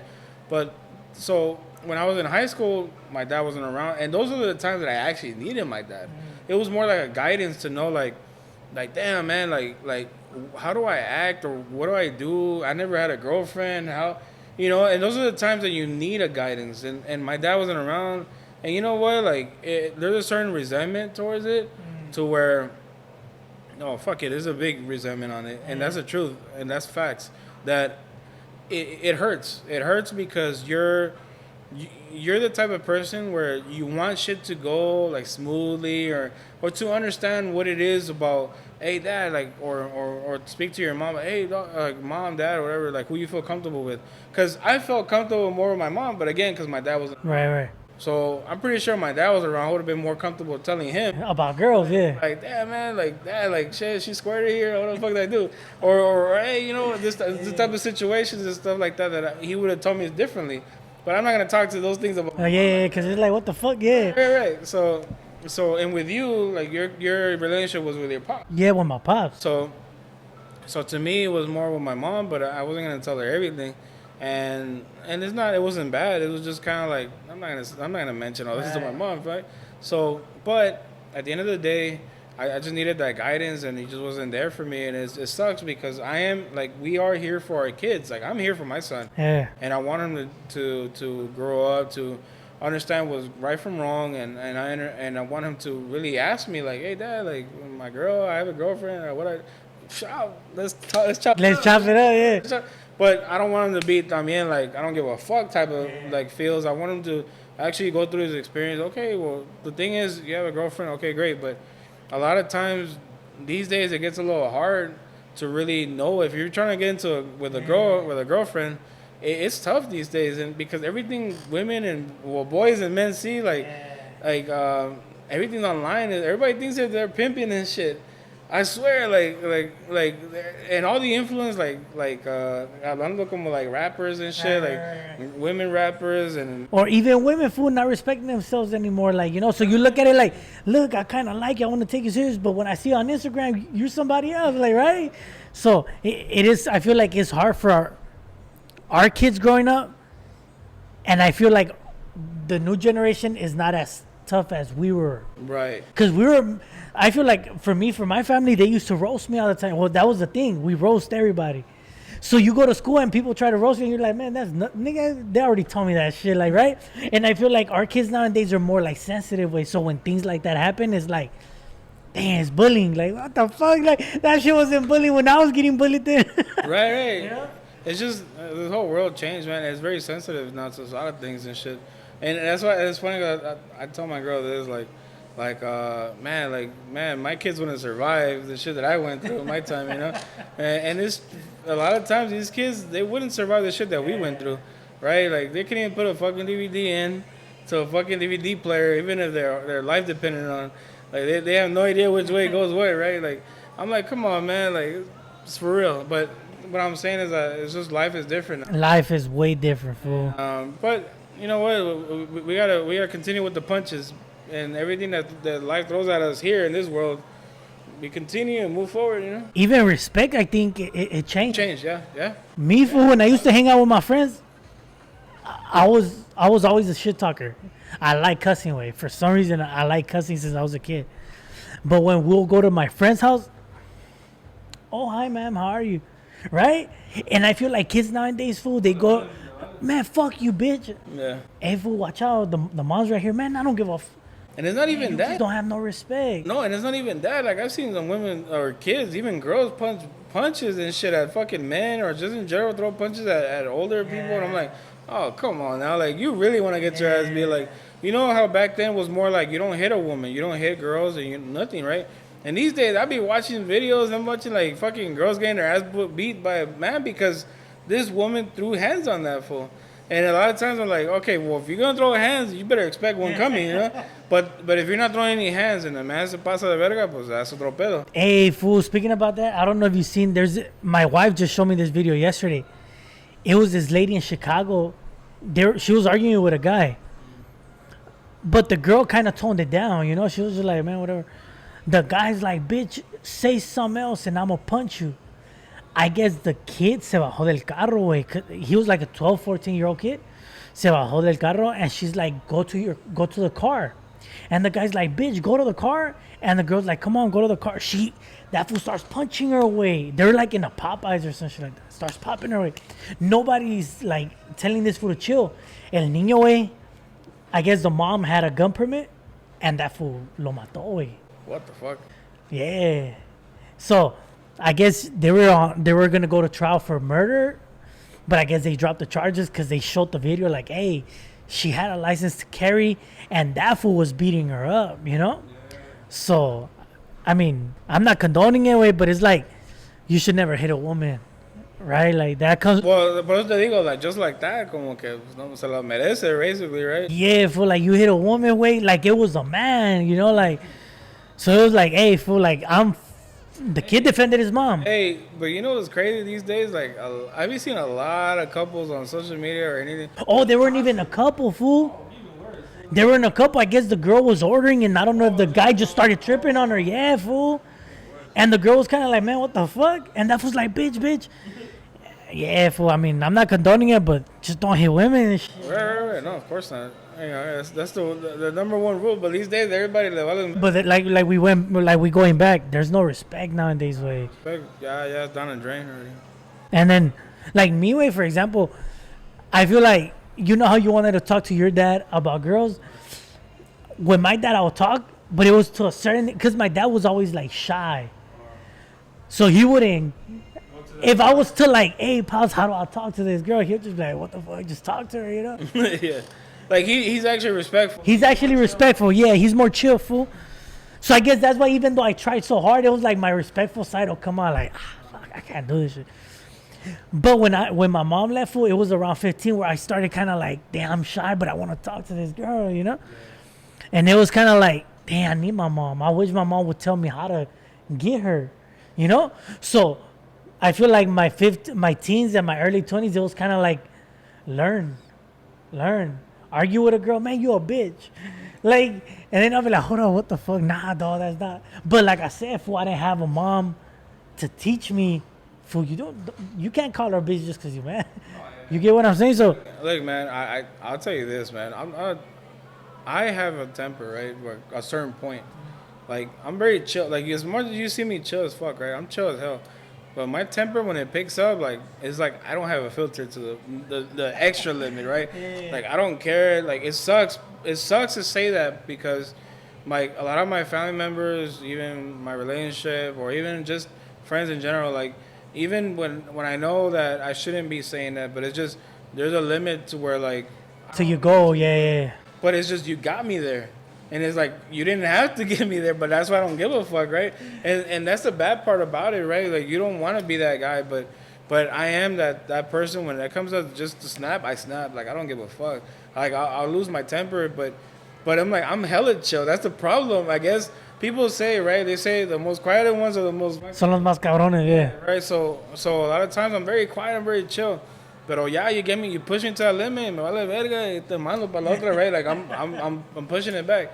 And it's funny that I mentioned that, like with my girl, we have arguments and shit, and I'm like, God damn, bro, like we're over here, like, and it's funny because you said, oh, like I don't say that I don't, but we love to argue, and I guess it's just weird as shit. But like I want to prove my fucking point. Like you know, hey, women are not the only ones that can prove points and shit. Hey, I want to prove my fucking point. I ain't doing shit, and that's that. You know, but. Nah, that's funny because now I used to be like that, fool, bitch, you ain't shit, bitch. And then if I see that she wouldn't be hurt, I'll be like, what can I say to her? Like, and then she'll start crying. Like, oh fuck. But now, fool, I matured. So now that I'm with my wife, I don't even really get mad. Like for her, me getting mad is like, this ain't even me getting mad. Like I used to talk shit. But like now, fool, like I kind of learn how to control like that. Like, yeah, I'm mad, but I'm not going to break the wall like I used to. So, but it's all about growth too, you know? The matureness kicks in and the age, man. It's like, that's what I'm saying. Like you're from what? The 89, yeah. There you go. I'm from the 86, dog. I feel old as fuck. But hey, the truth be told though, like that's the crazy part that to me, like we saw a lot of from 90s, and if it wasn't for the 90s, we wouldn't understand the 2000s, because I swear, like there was a big change from the '90s, '80s, '90s to the thousands to 2000s. Yeah. And what I mean by that, I mean like the respect.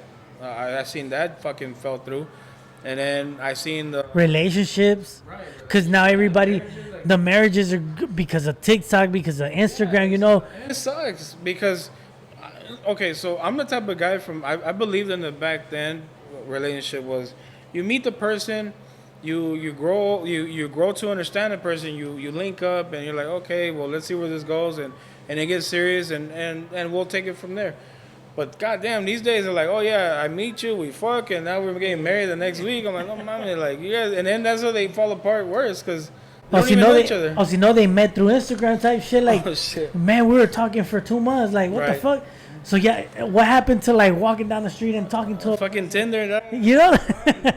right? So fuck, boy, nowadays it's just crazy. You know, like Like, there's a thin line. There's another thing too where I just see everything's on social media, right? Everything, even from meeting people. Like, you can't. I swear, I was just saying this to my girl the other day. That like, we can't just simply be like, hey, just fucking text me and shit. Like, no, it has to be like fucking. Oh, I hit you up. I'm like, bitch, like I'm not on Instagram all day, bro. Like, I'm not on fucking Instagram all day. Hit me up. That's why I got a cell phone. Text me, call me. Like, come on, man. Like. now everybody wants to DM only. You know, like what the fuck? Come on, man, keep it real. Like I get it. That's I'm like ni que apenas los conocemos. You feel me? Like, but it'd be different if someone you just met. Like, oh, okay, well they're gonna hit me up just there. Okay, got it. But I'm like, hey, be adult. Fucking text me. Let me know. Hey, this is this and this and that. Boom. We'll keep. But you know what? Now that we're talking, and that shit just clicked into my head right now. You remember the party line? You know, shit. Yeah, I fucking remember. I feel like that was, but see, that was like not even like an Instagram, because in Instagram you're able to watch the person, follow the person. You had to have game to be out of the 20 people in that room to be like, hey girl, listen to my voice. Yeah, listen to my voice and go to the, because you were able to go to a chat, right? A chat room. Hey, go to this chat room and we gonna chop it up. The party line, dog. My God, dog. I remember. Okay, so when I first started that shit, I don't remember exactly the age I was in, but I remember there was somebody with me, one of my friends and shit, and we are just like sitting there, just laughing it out to jump on it, right? And my boy, like, oh man, I do remember him. He's actually one of my brothers from another mother, but like years ago, and he was the one that kind of got me into. He's like, oh, check this out, and I'm like.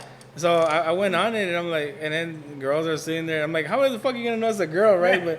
But he'll make jokes and shit, and I'm like, all right, cool, right? And I would jump in there, and it was weird too because that was another way of talking, Right.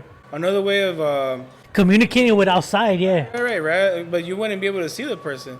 And then there was a couple of times that I actually linked up with somebody, and we would sit and talk because I guess from there you get your actual number, right? Or I think you used to be like, hey, go to a chat. no, okay, you start in the chat and then you go with a number or like, oh, this is my number or what's yours, and then I'll dial it or whatever, and then I'll go to just you or something, just me. Right, something like that, yeah.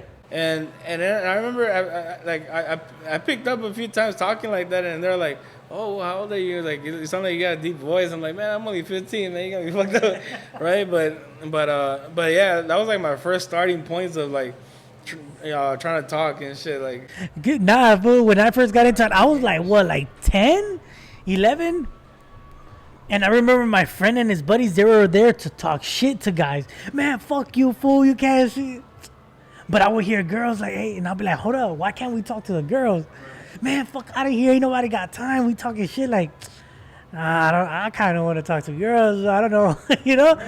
And I feel like that, see, for a lot of us, I feel like our game got strong right there too.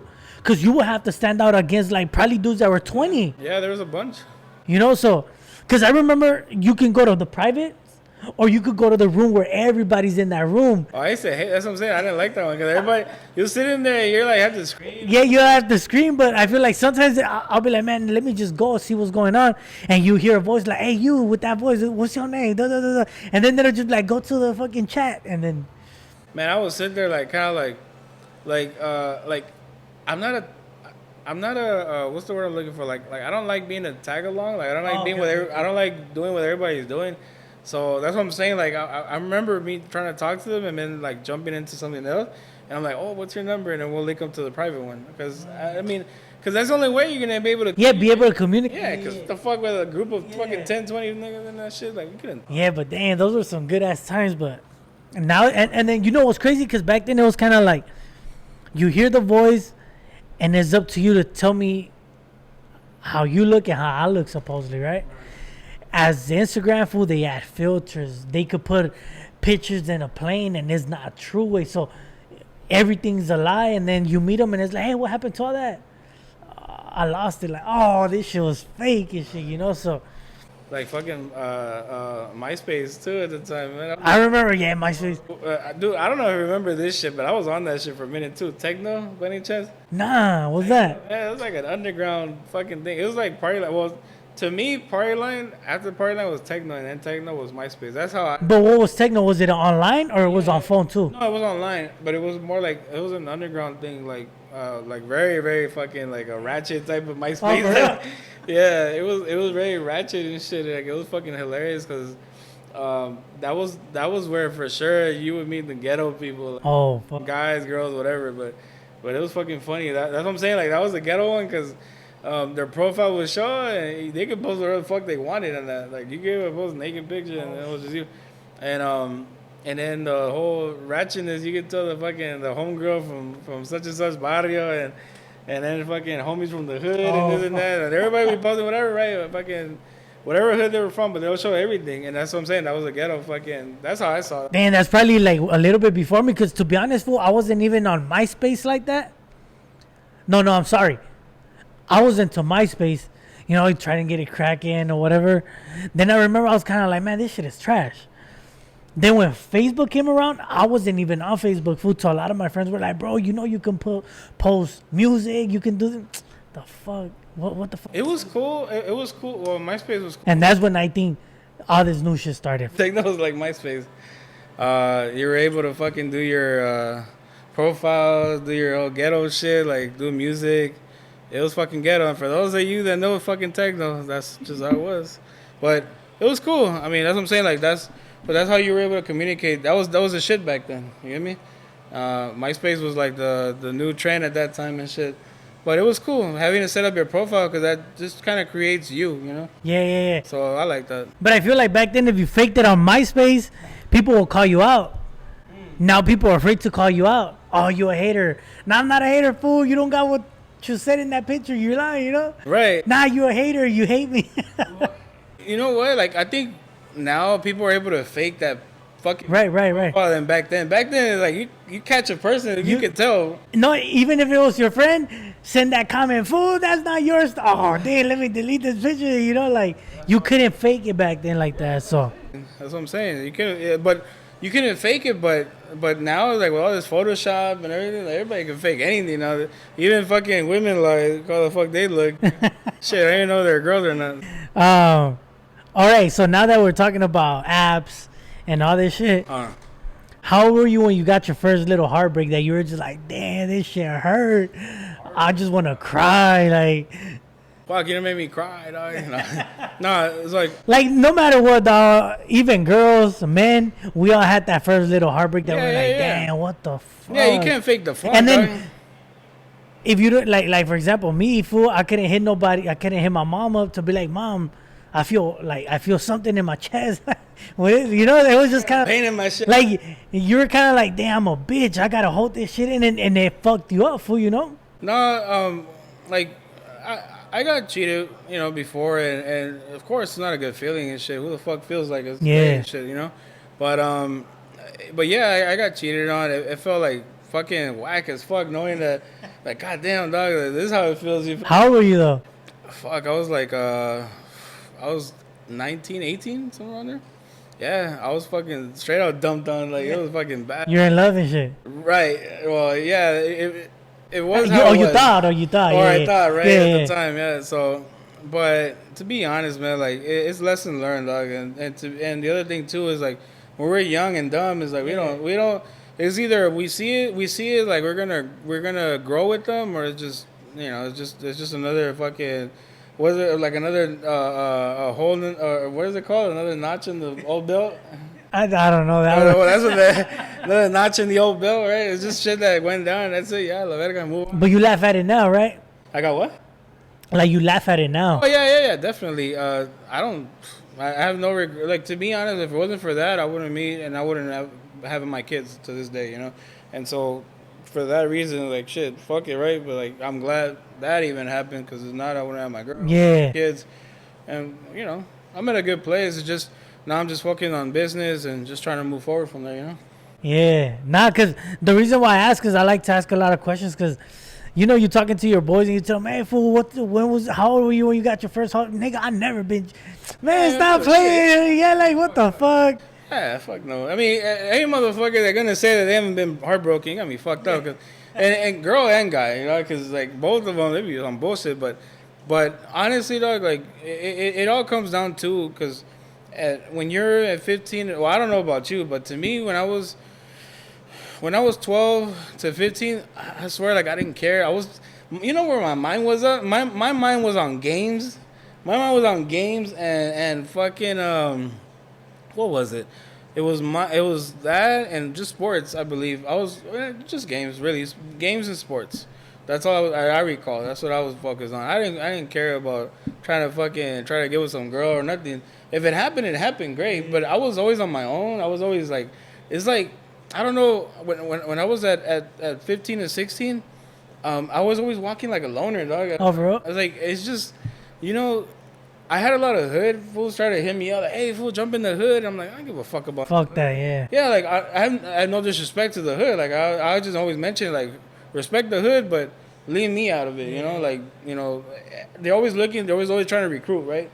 Hoods, neighborhoods and shit.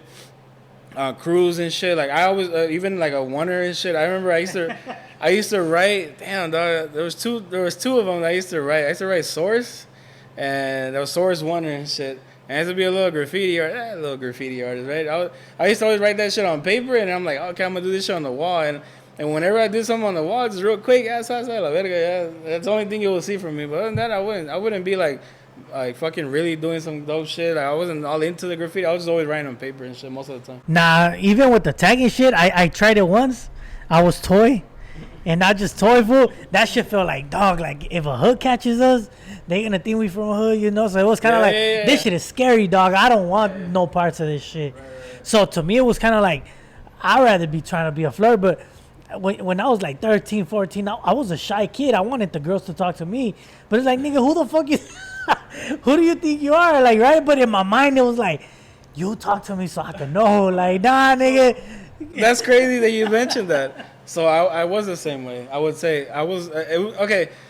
No, it's not that I wanted the girls to talk to me. It was more like I didn't want to approach a girl when I felt like I'm not those kind of guys that would like be like hungry for fucking try to get Well, for me, it wasn't that I didn't want you to know I was hungry, but for me, it was like I hated rejection. It would make me feel like a loser, fool. Like, cause I remember I tried it one time and I went up to a girl when the flyer parties were going on. Yeah. I was like, 14, 13. And I remember going up to a girl like, hey, you want to dance? And she was like, nah. And I felt like a loser, like, damn. And I remember going back to my boys and they were like, what's up? She said, no, damn, that's fucked up. And they were happy for it. And I'm just right there feeling like, nah, this shit hurt. Like, what the fuck? Like that shit sinked in the soul? That shit sinked in. But then from there, it was kind of like, fuck it, I get no's all the time, you know. Yeah. But so for like from 12 to like 15, 14, I was scared of rejection. Like, so it wasn't like I feel that I'm better than you, talk to me, but it was like, give me like, if you talk to me, it's kind of like you giving me the approval. So hell yeah, you know. And for me was the fact that when I was at that age, I was more like, when I was talking to a girl, like I felt like they were more like friends, like, right? Because again, when you're in middle school to high school, I don't know, you can tell somebody just wants to fucking hit, right? Yeah. And somebody that actually just wants to be your friend. And I was actually looking for a friend. I was like, oh, cool. But when I was really trying to link up with somebody, you could tell that I was trying to like talk to you, right? So then when I felt that I was always around you, hanging out with you, and then I felt like, oh, you're into somebody else. I'm, man, fuck this bitch. So, you know, I'm like, See, that's crazy, fool. Like, that's why I was like, I wish I could do high school again and shit like that. Because I didn't have a lot of girlfriends, way. Because for me, it was like, nah, if we girlfriend and boyfriend, I'm going to flirt with the shit out of you type shit, you know? Like, and that's why I never understood when I would have friends and they'll be with, like, chilling with the cute girls. I'm like, fool, you ain't flirting with her? She my friend. Nigga, fuck that shit. Like, the friend go out the window. yeah, but that's the thing too. I mean, you think, or you know, hey, me, like, I just didn't want to. I never thought to myself like, oh yeah, I'm the shit, or trying to talk to them. I never thought that in my life, right? But same thing. I was scared of rejection. And two, I was more like, man, like, I swear, if this girl, like I swear, I feel like she's feeling me, right? And you're doing the most too. You're like fucking try to see her before school, after school, fucking try to buy her lunch, or fucking try to go out afterwards, and that rejection. Well, I feel like, man, after that, yeah, I'm like, man, fuck this. I'm just gonna be single. Fuck this shit, right? But it was more like I guess I was more scared to the failure part, like felt like it wasn't gonna work out. That she was gonna say She shit was gonna like, say no. hey, look, I told that fool no. Right. Like, But and you know what's crazy too? When you're in high school, did you? I don't know about you, but I saw this a lot. Like a lot of those girls from back in the day, you're like, what the fuck is he doing with somebody that's like 10 years older than them and shit? see, okay. I'm like, man, fuck this bitch. Okay, look. I'm over here thinking that, oh yeah, you're in the same age, right? We're gonna talk and link up, and no, it's like they love the older, and then they turn out the worst. Like, Look, all shitty. And this is crazy, like with like the R. Kelly shit going on, right? It's fucked up, but I look at it and I'm like, the other day, me and my wife were talking, and I was like, to be honest, I don't. Shout out to the people if they got hurt. I don't believe it though. I don't believe you can be the nigga. It's R. Kelly. Who's gonna say no to R. Kelly, right? This is my mentality when we were speaking to my wife, and then so she's like, nah. He abused them, and I was like, look, the only reason why I don't believe it, he's famous, he rich, everybody want this nigga. First, second, when I was in high school, some of the girls I wanted to flirt with, they were going out with dudes that were in their 20s. Yeah. So like, to me, it always fucked me up. Like, what the fuck?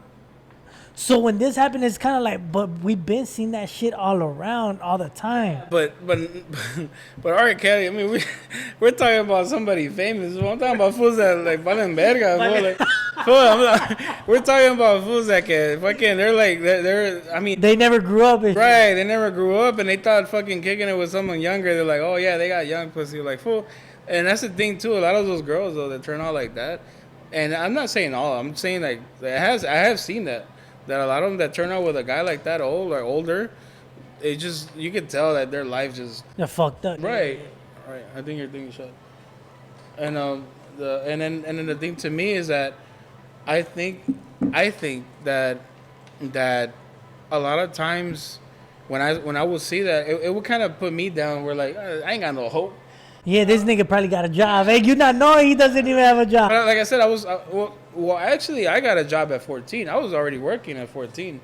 I was actually working since I was 14. But the thing is, I wasn't claiming it out like that. I was making money, and I was going to school and making money, but it was hard times, man. Like, there was times like, all I wanted to do was just help my family, man. Like, that's all I was trying to do. I was trying to work, get money to help out. And, of course, I wanted money for myself. I wanted to enjoy myself and get some money for myself. Splurge a little bit. Right, because, to be honest, if I didn't do it, like, nobody in my family was feeding me money or anything, so I had to get it myself.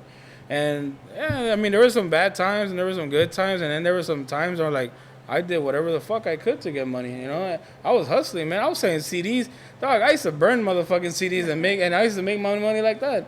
Fucking $5 a CD. Back then, that was the thing to do. Yeah, and remember, I don't know if you remember Kazaa was the shit, or LimeWire, all those. I remember LimeWire and there was another one, LimeWire.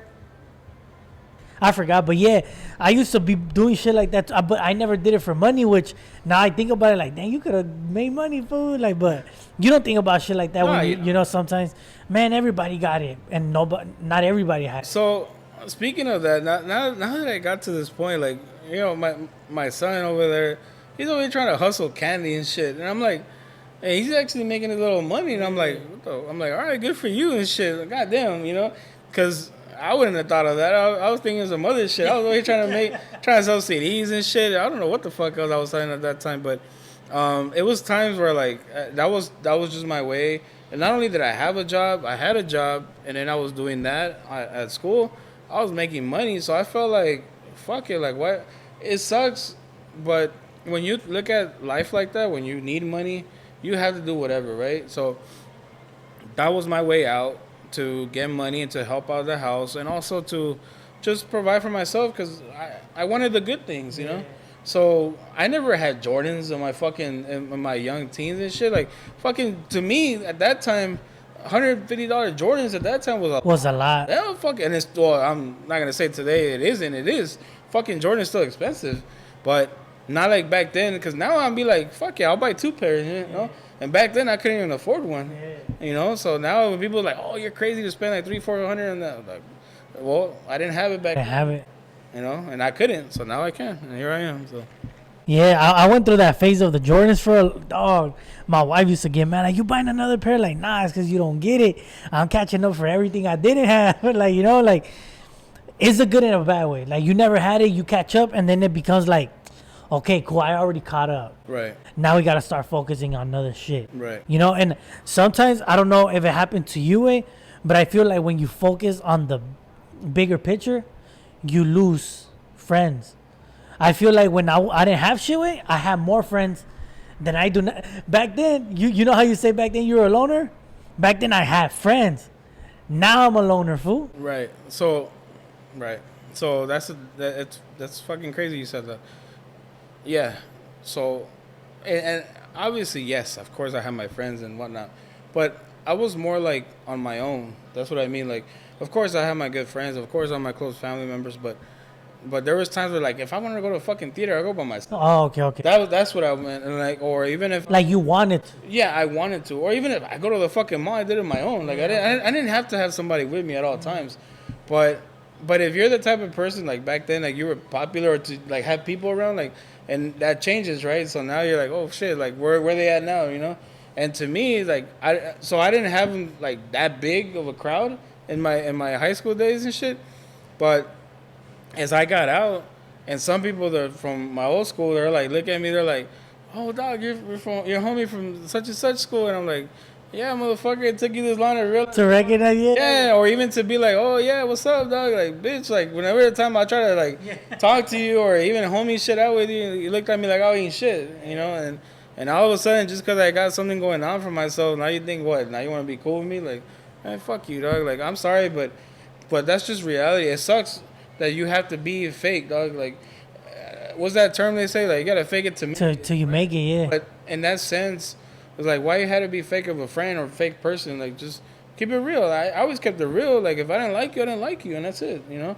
That's just how it is. I didn't like somebody who fucking they thought they were the shit. It's like their ego's too much. Cool. But they were humble. Hell yeah, I'll kick it with you. Hell yeah, we talk it up, we chop it up. It was cool. Now, I could be tripping, but I feel like for me, back then, I didn't have shit. So I feel like a lot of people used to hang around to show off what their parents will buy them. Oh, yeah. Because I would be on some like, damn, dog, I wish I had that, you know? So they would... You would think it would be them, but it's their parents and shit.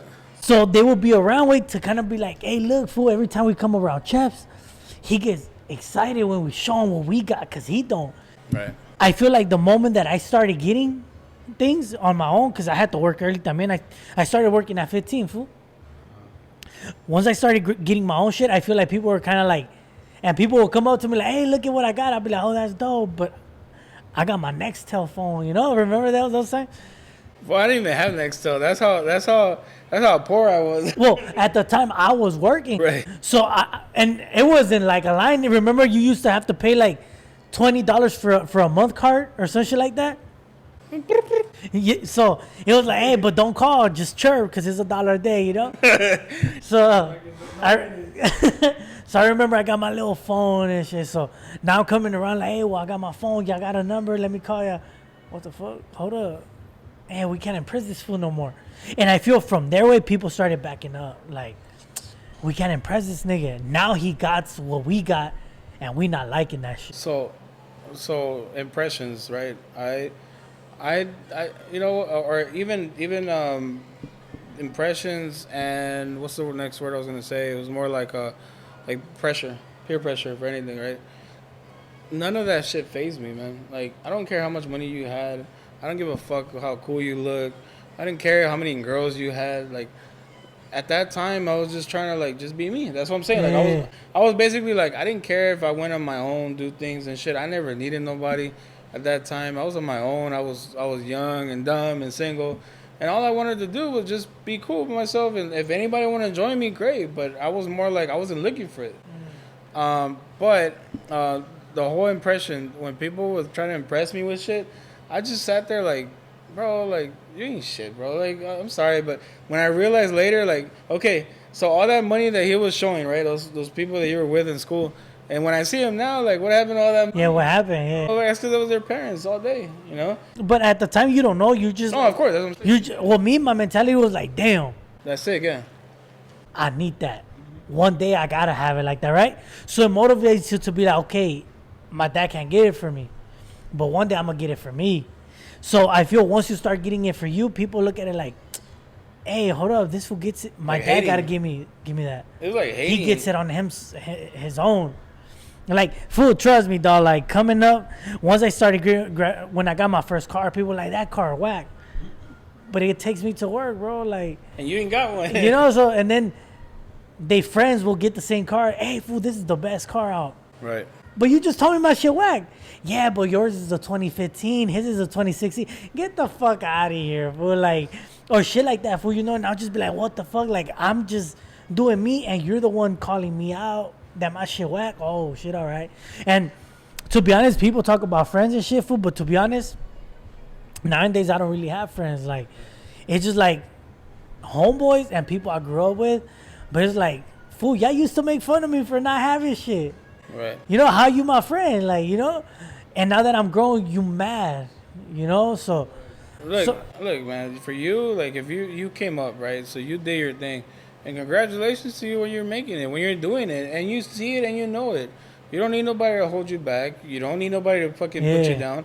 And like you said, you're grown folk now. You're like, hey, you know what? Like, none of you motherfuckers I don't faze need that me. shit. Right? You don't need negativity in your life. Just move forward, and this is what you've been doing.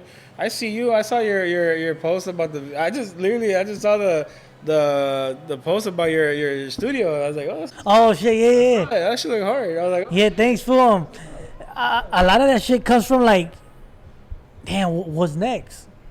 Am I going to work at a barbershop forever? Build your own. You know, so, like, that's another thing for when back then, like, I'm not going to lie, like, I used to be very, like,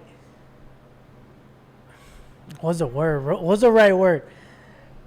If I'll be with you, I'll just be cool.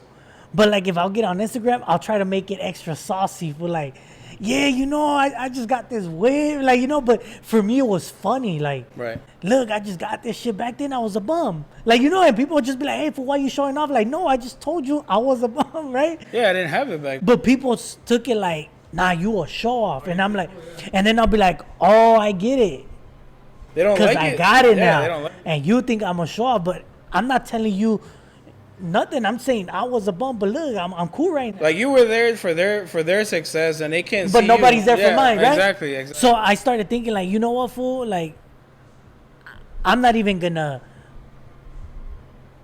entertain this shit with even a joke. Right. You know what? My success will be my success and my son and my wife, right? So what I started doing with, I just was like, you know what, fool? Instead of, like, putting it out and even making a joke about myself, just don't do it.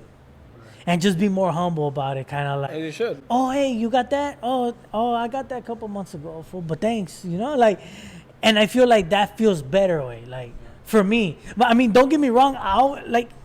Just from the few times we kicked it, I like to make jokes, way. And sometimes, like, people take Instagram too serious, where I will, like, regular shit, I will be chilling and recording my friends, like, shoes. Nigga, those shoes don't fit you. Whose shoes are those? Like, you get it? Like, oh, watch out, fool. And people be like, fool, why you do that? Like, But see, bro, it's a joke. Like, you get it? But see, that's another thing too. Is like, if they don't know you. Oh no, these are my friends, like my boys. They know you. You got me fucked. My boys will be like, "Oh, you fucking crazy," fool. Like they'll laugh, but the people on Instagram, hey, why you gotta do your boy like that? Like, what you is a joke, but when somebody famous does it, it's funny, right? Like, so I had to learn to like, you know what? Fuck all you fools. Like, you know, like if I do something and y'all get butthurt, I'ma just let y'all get butthurt. But I just started doing shit that it was like, I don't gotta get the approval. You don't gotta tell me it's funny. As long as I think it's funny, I'ma just do it. Right. And that's why now, fool, if you notice, I don't really post anymore. It'd be like whatever, you know. Yeah, no, but let's see, that's the thing too. Like, there's nothing wrong with posting. I'm in the same boat where like, you know, all of this, like, I never fuck with, right? Yeah. So this is a real time, first time, and I appreciate that too. Yeah. You know, honestly, I'm feeling this. Like, this is something new, something real. And I love the raw shit, dog. None of that fake shit. Nah, none of that fake shit. That's why when you were tatting me up, we vibed, and I told you, hey, what's up? You want to do a podcast, nigga? Because we could get this shit cracking, you know? Because you can get on a podcast with somebody else. Like, I've done. Vibe, you can feel it. And you feel that vibe, like, oh, this nigga don't even want to be here. Everything I ask him, he lying. Like, bullshit, yeah. Like, fool, you don't got to lie. Be honest with yourself. Because when this shit does come out, people are going to be like, hey, fool, you know I know him, right? That's a lie. What the fuck? Hey, fool, you know my boy knows you. He said that was a lie. No, I know, right? Fucking, hey, dog, you're not a gangster, motherfucker. You're just like, man, this motherfucker. Bullshit ass fool. You fucking grew up in Beverly Hills. Yeah, you know.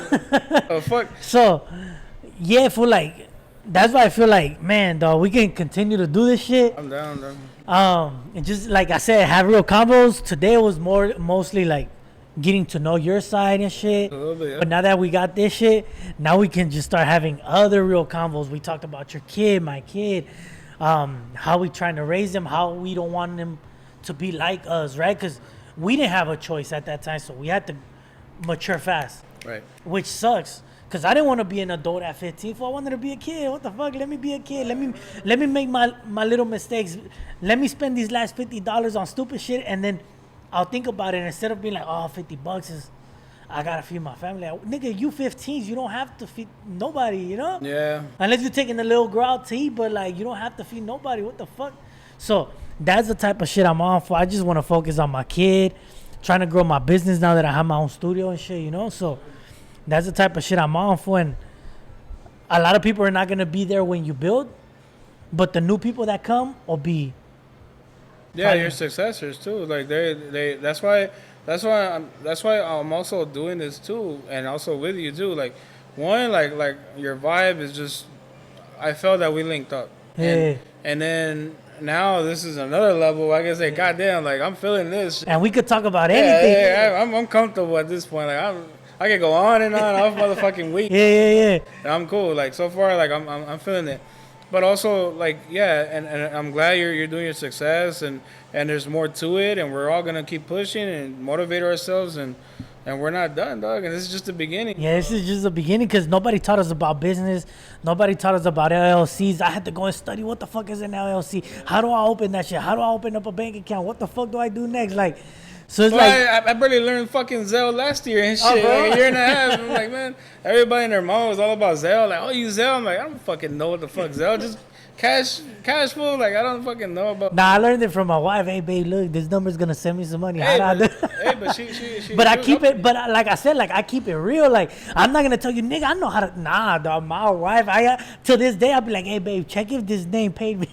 Right. You know, because like I said, certain things I don't want to pay too much attention to it, and it's kind of like, you know how to do that, you do that, and let me focus on what I do know how to do. You know, like right. Everybody play their position type of shit. You know, right. But as long as you got your the right people with you, that's all that matters. At the end of the day, like fuck everybody else. As long as you got your ride or die people, they're there. They've been there from your worst, and now they're seeing you being your success, and you're pushing that as success, and then furthermore, like, hey, I like to know that whatever success you come about, now that I'm obviously I'm getting to know you more, I'm gonna be a part of it, dog. I want to see you fucking success. I want to see you fucking grind it out. I want to see you fucking be like, hey, dog, motivate each other. Like, hey, dog, hell yeah, that's what's up. Because you need people like you need people like that. Like not just you need, you would want people like that around you, fool. Like, you don't want people around you that to be like, hey, fool, like, this what you got right here? That's all you need.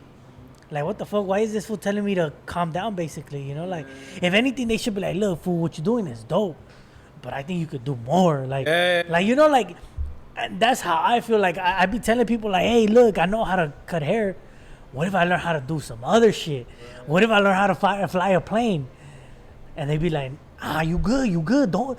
And I'm like, hold on, why is this fool trying to stop me? You know, what the fuck? Like, so that's why, fool, I choose to, like, even when people be like, hey, you want to go out to eat?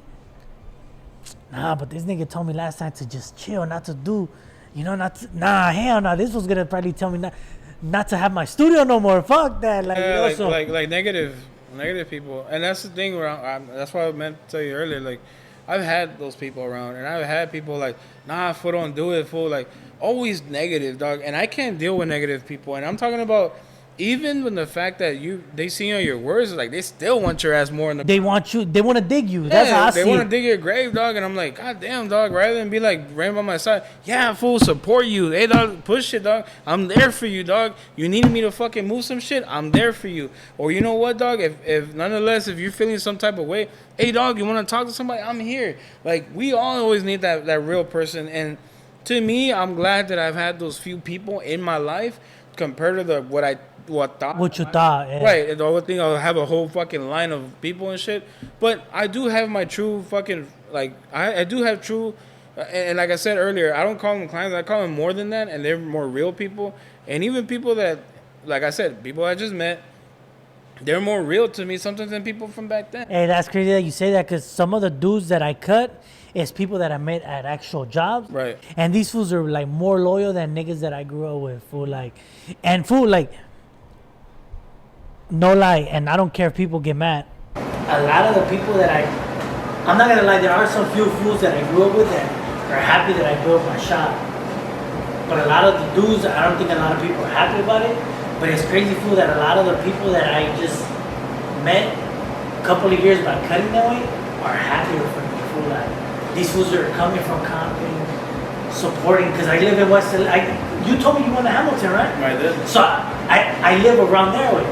So people come from Compton to over here for a cut, and I'm like, man, I really appreciate it. Which is dope, yeah. Like, it's dope. I appreciate you, because a lot of the fools that I grew up with don't fuck with salute. Yeah. Not even hey, I'm proud, nah. Yeah. And, but the only, like I said, that shit don't affect me, but it opens your eyes like, oh shit. That means I gotta start pushing and meeting more people like this, right? And the cool thing, like, me and my sister, we get along, like, in a very verbal way when we talk shit. But the other day she posted like, hey man, I'm proud of you. And I was like, oh shit, that's good to hear, like, from the people that you only joke with, you know? So, like, certain people like that is like, oh shit, see? That was a little motivation. That means I gotta go harder, you know? So, yeah, for like, that's why, like, now I feel like I'm a loner in a way. Because it's like, if I do shit, if it's not with my family, you're gonna see me alone. Like, hey, what you doing alone? Like, that's how I go, fool. If you're not happy for my success, why should I have you around? Like, it doesn't make sense at all. Like, so, yeah, for like.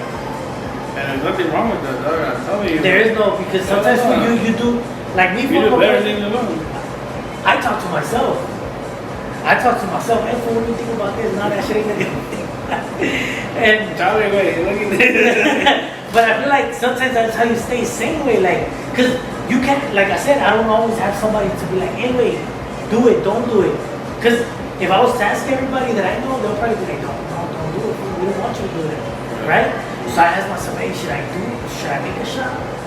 Fucking make it, you know? So, but yeah, I remember we talked about it actually. I told fool, bring that shit out, fool, fucking do it. Like, nobody gonna tell you no. Yeah. Do it. And I'm glad that's what's up. And I saw that, I was like, oh shit, this was being serious. And I saw that, and I'm glad. Obviously, like I said, this is just like, these are small steps to knowing each other and whatnot, but that's real. That's what's up. And I like that. It's motivating. And then, what feels a little bit better, me and my father-in-law building with our hands. So we were putting the roof, we were putting the walls, like, right. So it feels even a little bit better, like, look, that, we built that.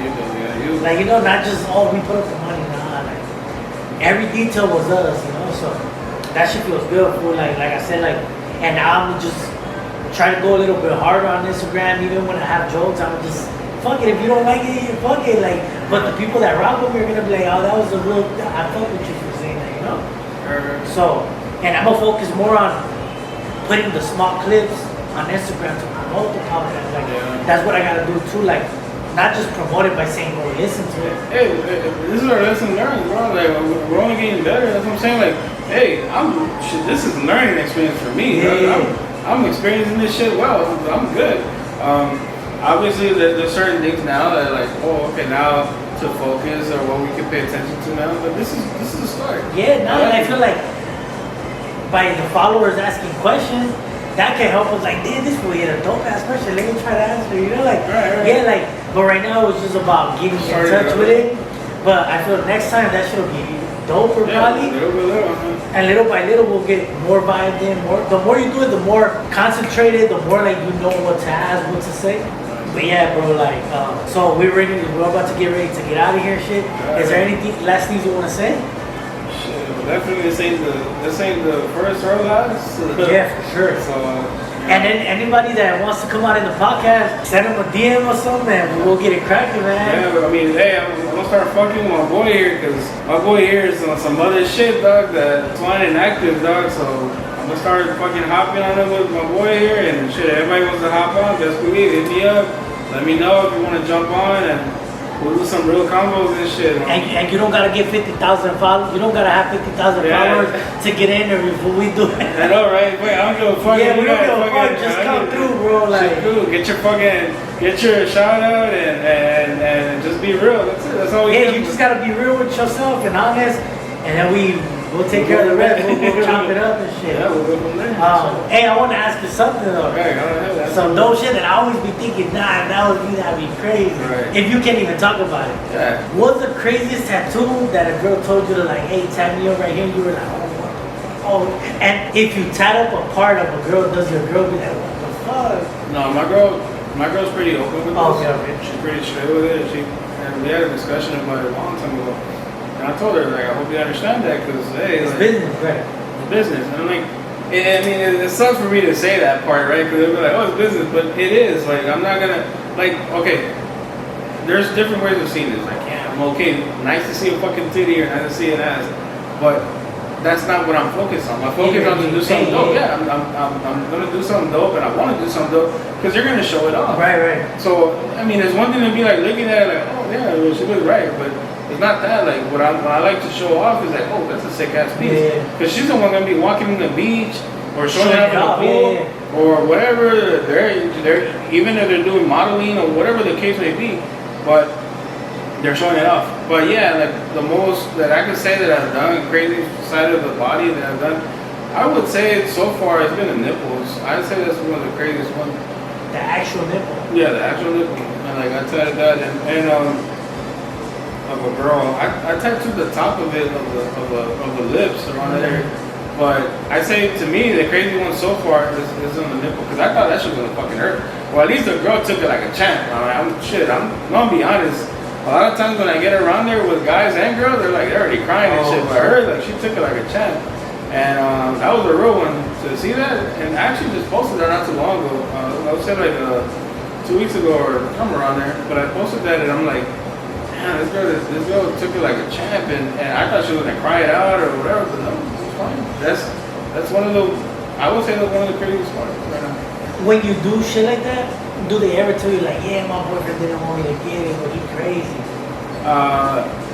Well, that one she didn't have a boyfriend. I don't think she cared. I don't think she gave a fuck. But so the way I see that is like when girls, they're like, oh, I want that area tattooed.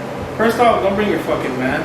Right, because he don't mean that. He'll be right there next to my shoulder, talking about like, this is what you're looking at, or what the fuck, bro? Like, I got shit to do. I'm not. I mean, come on, man, relax. Like, I get it. That's your girl, and I respect that. I'm just trying to do my thing, and fucking show up the work. But if you're feeling some type of way, and talk to her, talk to your girl right here. Don't fucking. And also the girl, don't be bringing your man. We ain't got time for that shit. Like, has it happened before? Bro, I've had fucking, like, when I'm sitting there about to tattoo homegirl, right, or I'm making an appointment, they show up with their man, and I'm like, I'm like, all right, whatever, right? I'm cool with it. I don't give a fuck. At the end of the day, that's your partner. I don't care. But what I don't like is that, all right, so we fucking set it. I set myself up, and then I'm about to tattoo homegirl, and here comes fucking homie, right, fucking right behind me and shit. Sits next to me, kind of like you can tell this was a serious cat. Most of the guys, I swear to God, like they always want to look down like a fucking hawk, dog, just looking to see what my next move or something. I'm like, oh, relax. Like you act like if you think that your girl's ever not gonna be seen by nobody, then you got issues, man. But I get it. I understand what you're going through, and I feel the fact that some of them they have that insecureness, and a lot of times, like a lot of tattoo artists, they fuck that up. Like meaning they've what's the word I'm looking for? Like they've messed that up for the rest. Oh. So sometimes some of them they just can't even handle or look at a girl fucking naked. Oh, okay. So they get too excited. Right. They're like, dude, they're over here fucking not even like being real with them. Like, bro, first off, it's a titty. We all seen titties. Like, just continue along, go with the fucking flow. Look, the reason why I ask, because I know for me it'll be hard. It's like, this whole time I'm chasing it. I always but get now asked you pay me. I always get asked that. I always get asked that. Like, they always ask me, like, hey, dog, like, how do you do it if you're type of fucking titty or a twat or I'm like, I don't give a fuck if it's a dick. You better, I'm gonna charge, bro. I'm gonna give a fuck. Like, I don't give a shit. Like, it's funny because like I've been dealt with, I've been asked that question, right? They've asked me like, hey, would you do a guy's dick? I'm like, fucking do it for the right price. I'll fucking do it. Fuck yeah, I will do it. I don't give a fuck. I'm secure with myself. Yeah. Like, I don't give a fuck. I'll see one. You just better not fucking pop that shit in my face. That's all I'm saying. You better hold your shit. Dog. I ain't holding nothing. I ain't touching shit. I'm gonna be the needle's gonna be grinding the shit. Like this, right. One half. Okay. Yeah, I'm not gonna be fucking sitting here trying to like, oh yeah, let me hold your shit while I'm like, no, I'm not doing that. You hold your shit. But that's what I'm saying. Like to me, like I don't care. Like I'm down. Like I'm not scared of that. I don't give a fuck. Like I'm not gonna be like, oh my god, the dick. So for you, it's really just I'm doing my art. Right. And, like a lot of times, like I think in my profile, like I do get a lot of more like women on it because a lot of times when I tattoo women, they're actually pretty chill with the fact that, and I tell them, would you like me to cover it because you know I don't like if they don't feel comfortable. Right. I don't want you to be exposed. Right. Sometimes, and I understand that. Like not every fucking tattoo shop is like, oh, I don't give a fuck. You better be naked. No, like I'll cover you up so anybody who comes in, they'll look at you, you don't feel uncomfortable. And I get that. And so they feel more like, oh, comfortable about it. Yeah. That's one. And two, they know that I'm that type of guy where, like, I don't give a fuck if you're naked. Like, okay, we're here to do what we gotta do. Like, I'm not sitting here. And then you bounce. Right, and that's it. And that's all I'm fucking doing. And then when they see that, they're like, oh, shit, he's fucking real. Yeah. And so most of my clientele, or at least when I started, it was mostly women. And luckily, yeah, everything's been changing so far. So it's been more like a process and a progress. And man, I must say it's a journey, dog. But we ain't done yet. So Yeah, no. And the topic about girls, no disrespect to anybody, but I would love to have female clients with, just because I feel that women don't have it. Women don't have what? Don't have it. Like, hey, it's this much, and they pay. Oh, got it. Right. You know, like. And that's something I respect. Like, damn. Well, it's for you talking about for Barbie, right? So yeah, for Barbie. Because I see that. Now it's stopped, but I used to get that a lot. Like, what the fuck? What do you mean you got 24? What the fuck? Right. You know, so and I noticed that a lot. And when I used to talk to girls that get their hair done, and hey, do you do hair? Like, nah, but I wish. Oh fuck! I was gonna tell you to fucking dye my hair because I tip my salon fucking $40. Like, God, you tip $40? That's dope, my cuz. Fuck it, like, you know, so it used to put me like, dog, I really gotta learn how to do hair then, because women pay and tip. No, women for barbering, I don't know. I guess because I don't see much of women going to a barber, right? Or for what reasons, but a lot of times, yeah, I have seen women that do nice fades. I'm like, oh shit, that's pretty dope.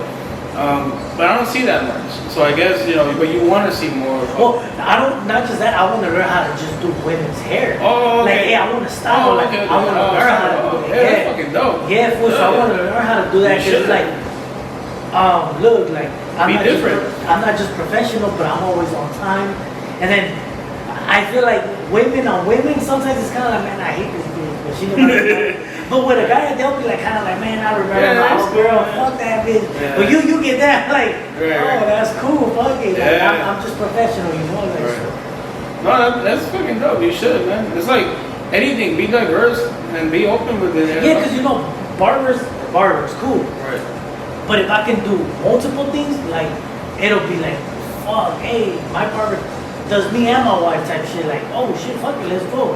Right. So I feel like that'll help out a lot too to grow the business and shit. Yeah. Instead of just like, nah, just do guys. Like, nah, Right. fuck that. Like, we cutting everybody now, you know? Or we styling.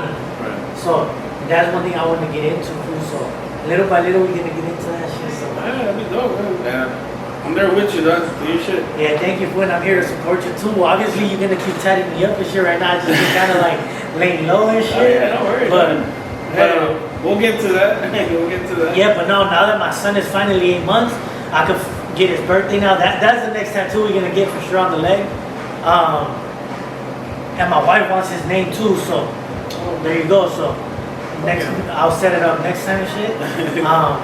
Yeah, that sounds good. But yeah, man, hey, all you guys out there, just send questions when the video comes out. Well, by the time y'all see this, the video is out on YouTube, Spotify, Apple.